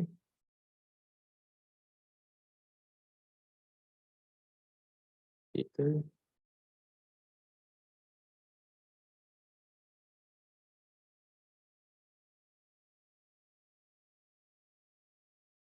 Alina mesti banyak kali pergi umrah. Saya rasa antara benda yang projek saya lepas ni adalah saya nak pergi umrah banyak kali kot. Saya rasa bukan, dia macam saya nak merakam dan juga membuat detail analisis di lokasi sirah. Yang benda tu of course kalau duduk Malaysia tak boleh buat lah kan. Dan bila sebut pasal lokasi-lokasi ni memang dia menyedihkan lah. Dan memang faktor kenapa Saudi tak preserve, satu je. Saya cuba cari artikel, sebenarnya tak ada tau artikel yang menganalisis why Arab Saudi buat benda tu. Yang saya jumpa English ada, Arab tak ada. Saya cari tak ada. Dalam buku yang saya beli ni pun tak cerita kenapa nak kena kampus kan. Kenapa tak biar, tak preserve je, jaga je lah kan. Ustaz, macam perang Khandaq kan, dekat Battle Khandaq, habis semua tak ada langsung kesan parit tu. Kalau difikirkan dia punya parit tu is very wide, sampai kuda pun tak lepas kan. Tapi boleh kambus. Memang dia kalau ikutkan kurun lah. memang zaman Banu Sa'ud lah buat benda tu. Dan setakat saya baca yang saya jumpa dalam artikel English dan juga buku-buku akidah punya berikan jawapan, memang Arab Saudi ni dari sudut teologinya agak keras sikit. Dari sudut akidahnya, mereka ni ada satu pendekatan yang mungkin agak keras. Sebab tu kat Malaysia ni dia tak suka apa-apa tahu lah kan pasal Wahabi kat Malaysia. Wahabi ni technically adalah Arab Saudi kan. Maksudnya Arab Saudi punya unexpected tindakan-tindakan dia dan mungkin bertukar-tukar juga based on siapa raja yang naik tu. Betul. Even Masjidil Haram pun ada menara-menara yang purposely dirobohkan dan dinamakan balik bila raja lain naik. Dan actually kalau ikut sejarah pun dia ada binaan-binaan kat Mekah ni, dia ada unsur Uthmaniyah. Dan Arab Saudi Syarif keluarga Syarif ni dia anti Uthmaniyah kan. Yes, yang apa tu Jazirah Arab punya Uthmaniyah punya railway tu pun langsung tak di-highlight. Betul. So dia anti sikit dengan Uthmaniyah. So banyak benda yang tak ada. So faktor teologi dan politik lah dua benda tu. Teologi tu maksudnya akidah mereka yang atas faktor mereka anggap benda tu macam tak bolehlah syirik kepada Nabi SAW. Maksudnya tak boleh nak anggap Nabi tu macam Tuhan pula, nak kena pergi sembah ataupun berdoa dekat makam Nabi pun sekarang banyak guard jaga kat situ kan, supaya orang tak menghadap kubur. Padahal secara fiqahnya dia tak salah. I'tiqad tu yang akan menentukan benda tu, akidah tu terpesong atau tak kan. Maksudnya of course saya pun kadang bila sampai makam Nabi tu, kita akan toleh makam Nabi sambil kita tak datang kan. Bukan sebab kita nak doa pada Nabi SAW, tapi kita punya feel tu, kita rasa kita nak toleh, nak tengok makam Nabi SAW kan. Tapi begat kat situ, dia punya keras tu kan. Tak bagi kita kan, dia tolak. Especially yang perempuan, dekat perempuan punya area, memang sangat uncontrol lah sekarang. Memang guide pun buat tak tahu je. Yang nak pegang-pegang grill, pegang-pegang tiang semua tu. Memang tak dapat nak larang lah. Jerit-jerit. Jerit-jerit. Serius dekat tempat Muslimat? Muslimat macam tu. Habis Masya dia Allah. isyak terus macam pasar. Ah, Tempat lelaki macam tu juga, tapi saya tak pernah dengar orang jerit-jerit lah kan. lelaki okey. Alhamdulillah teratur beradab semua. Kita faham jugalah kenapa Saudi ambil approach tu, tapi untuk hilangkan terus tu je macam sedih lah. Banyak sangatlah kesedihan kat situ. Walaupun kalau dalam buku ni cerita mereka gunakan fine sand untuk tutup rumah Nabi tu. Hari ni rumah Nabi SAW tu barangkali atas dia adalah lantai je. Di lantai marmar kat sebelah apa nama ni, Mas'ah tu sebab sa'i. Sebab dia tak dihapuskan, dia tak hancurkan. Dia masih kekal lagi. Cuma ditutup dengan fine sand, pasir halus yang bersih, dan atas tutup marmar. So sampai-sampai jalan tu jangan lupalah kat bawah tu mungkin rumah Nabi kan. Jalan-jalan dekat sebelah Serius tak sana. tahu Ustaz, kalau tak memang kalau sampai area tu memang akan Betul. berhenti sekejap ke apa kan. Sebab kalau antara benda yang kita boleh hayati esok kalau pergi umrah sekali lagi kan, benda-benda macam itulah. Kena tahu yang isi itulah rumah Nabi sebelah. Entah sebelah tempat bercukur tu. Sekarang yang ada tempat Nabi lahir tu yang dikatakan rumah Abu Talib kan. Saya tak tahu betul ke tidak. Sekarang dia jadi macam Maktabah. maktabah. Maktabah tu Yang tu ada lagi lah. Ada Tapi- binaan lah maksudnya. Tapi ada maklumat mengatakan bersebelahan dengan toilet wanita tu, dekat situ area rumah Nabi kan. Itu Jadi lah. kalau Sebelah tempat sa'i tu ya, dekat Ya. situ. Maybe lah Tapi- kot, betul tu. Itulah kalau mutaarif yang alert, dia akan bagi tahu jemaah kan. So kat sini tapak Nabi ke apa, tapak rumah Nabi ke kan. Tengok pada mutaarif juga kot kan kalau kita nak tahu pun tempat tu. Biasa, saya rasa saya ni kena jadi mutawif lah agaknya. Betul, Tak, dia Ustaz. macam dia nak kena ada sebab Amin. pergi tu. Kalau tak, nak kena pergi seorang-seorang, alamak. Satu lagi bila ada title mutaarif tu mungkin dapat sikit apa orang kata kurang sikit lah kot dia punya orang kata mungkin dapat orang kata priority kot daripada pihak berkenaan lah kan untuk Boleh juga tu. Masya Allah. Okey. Bila. Ada soalan lagi? Ada lagi kat atas tak? Saya tengah tengok atas habis dah. Habis dah? Dah kot, macam dah habis. Pasal Masjid Nabawi. Sahal bin Nuhail. Saya rasa nak kena semak. Tapi Sahal bin Suhail ke Sahal dan Suhail? Sahal dan Suhail kan? Dia dua orang lah, dia beradik. Nur Azhar Mahmud. Puan Nur Azhar Mahmud. Saya pun tak kena semak. Lupa saya. Sahal bin Suhail ke Sahal dan Suhail? Jangan mana Ustaz tapi Itu yang saya dengar recently Ustaz dari Syekh Omar Sulaiman. Sulaiman. Sahal bin Suhail kot. Dan minggu lepas ada saya bertanya mengenai dengan anak Saidina Ali bernama Nafisah yang sangat cintakan ibadah puasa sampai dia nazak pun dia tak akan berbuka tu Ustaz. Itu saya dapati daripada Syekh Omar, anak Saidina Ali dengan isteri dia yang kedua, Sayyidatina Fatimah tidak pernah dimadukan. Akan tetapi sebelum Sayyidatina Fatimah wafat, dia berpesan kepada Saidina Ali untuk mengahwini kalau tak silap sepupunya. Dan Nafisah tu hasil daripada perkongsian perkahwinan Saidina Ali dengan isteri dia yang kedua lah. Umamah kan? Betul Ya, mungkin nama tu. Sepupu Sayyidatina Fatimah kalau tak silap. Okey, terima kasih. Saya seingat saya namanya sekitar itulah Sahal Suhail.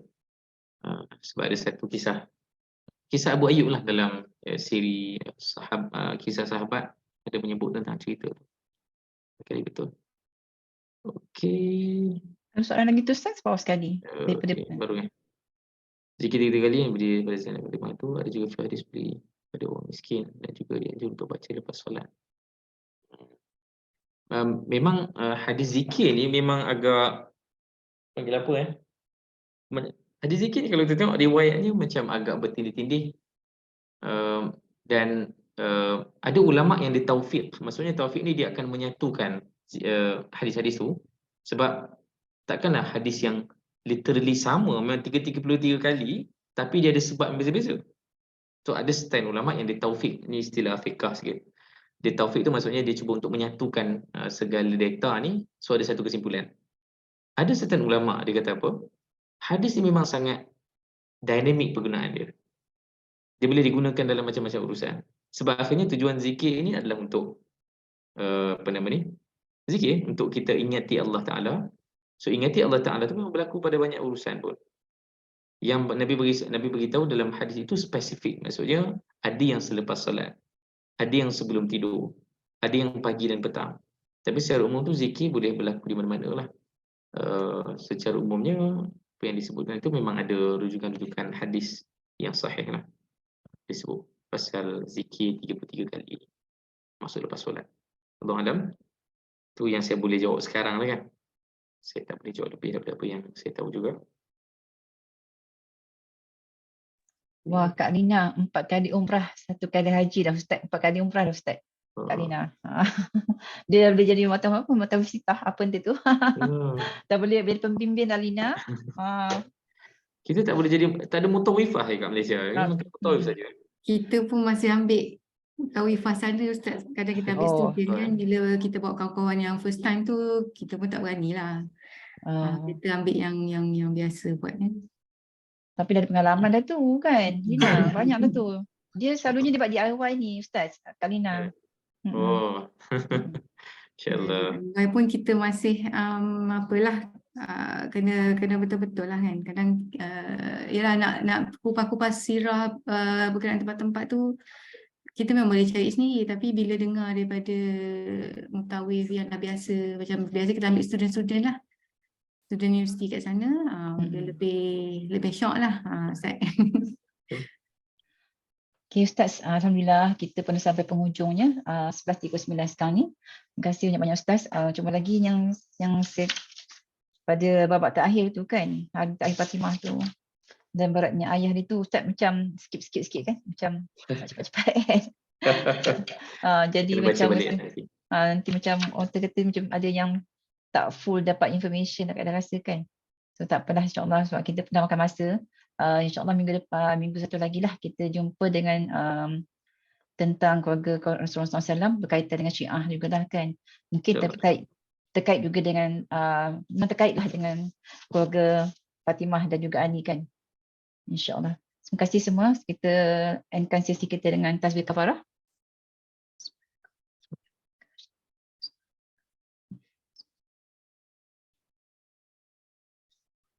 Alhamdulillah, sahabat-sahabat semua, jazakumullah khairan katsira atas keberadaan pagi ini. Alhamdulillah, sirah ni mendatangkan kecintaan kita kepada Rasulullah SAW dah. Akan memberi semangat kita untuk beribadah, perkara-perkara sunnah dah kan. Ustaz, tak sia-sia Ustaz, bila Ustaz sampaikan ilmu ni, kita bersemangat lagi untuk mengetahui sunnah-sunnah Rasulullah SAW. Ustaz, terima kasih Ustaz atas perkongsian ilmu. InsyaAllah kita jumpa lagi pada 2 minggu akan datang lagi dengan tajuk yang seperti Ustaz janjikan Ustaz ya. InsyaAllah. Terima kasih semua. Terima kasih semua atas keberadaan pagi ini. InsyaAllah kita jumpa besok pagi insyaAllah dengan sesi seterusnya. Okay, terima kasih semua. Jumpa lagi. Kak Liza dah sampai buka. Ya. Alhamdulillah Kak Liza. Kak Liza berita gembira. Sampaikanlah pada sahabat-sahabat semua kongsi berita gembira. Terima kasih Kak Azam. Terima kasih semua. Jumpa lagi. Terima kasih ya Kak Sarah. Terima kasih. Ya, terima kasih Puan. Terima kasih. Jumpa lagi insyaAllah. Assalamualaikum. Waalaikumsalam warahmatullahi wabarakatuh. Okay, saya akan sesi lepas pagi ini dengan lepas Assalamualaikum warahmatullahi wabarakatuh. Waalaikumsalam warahmatullahi wabarakatuh.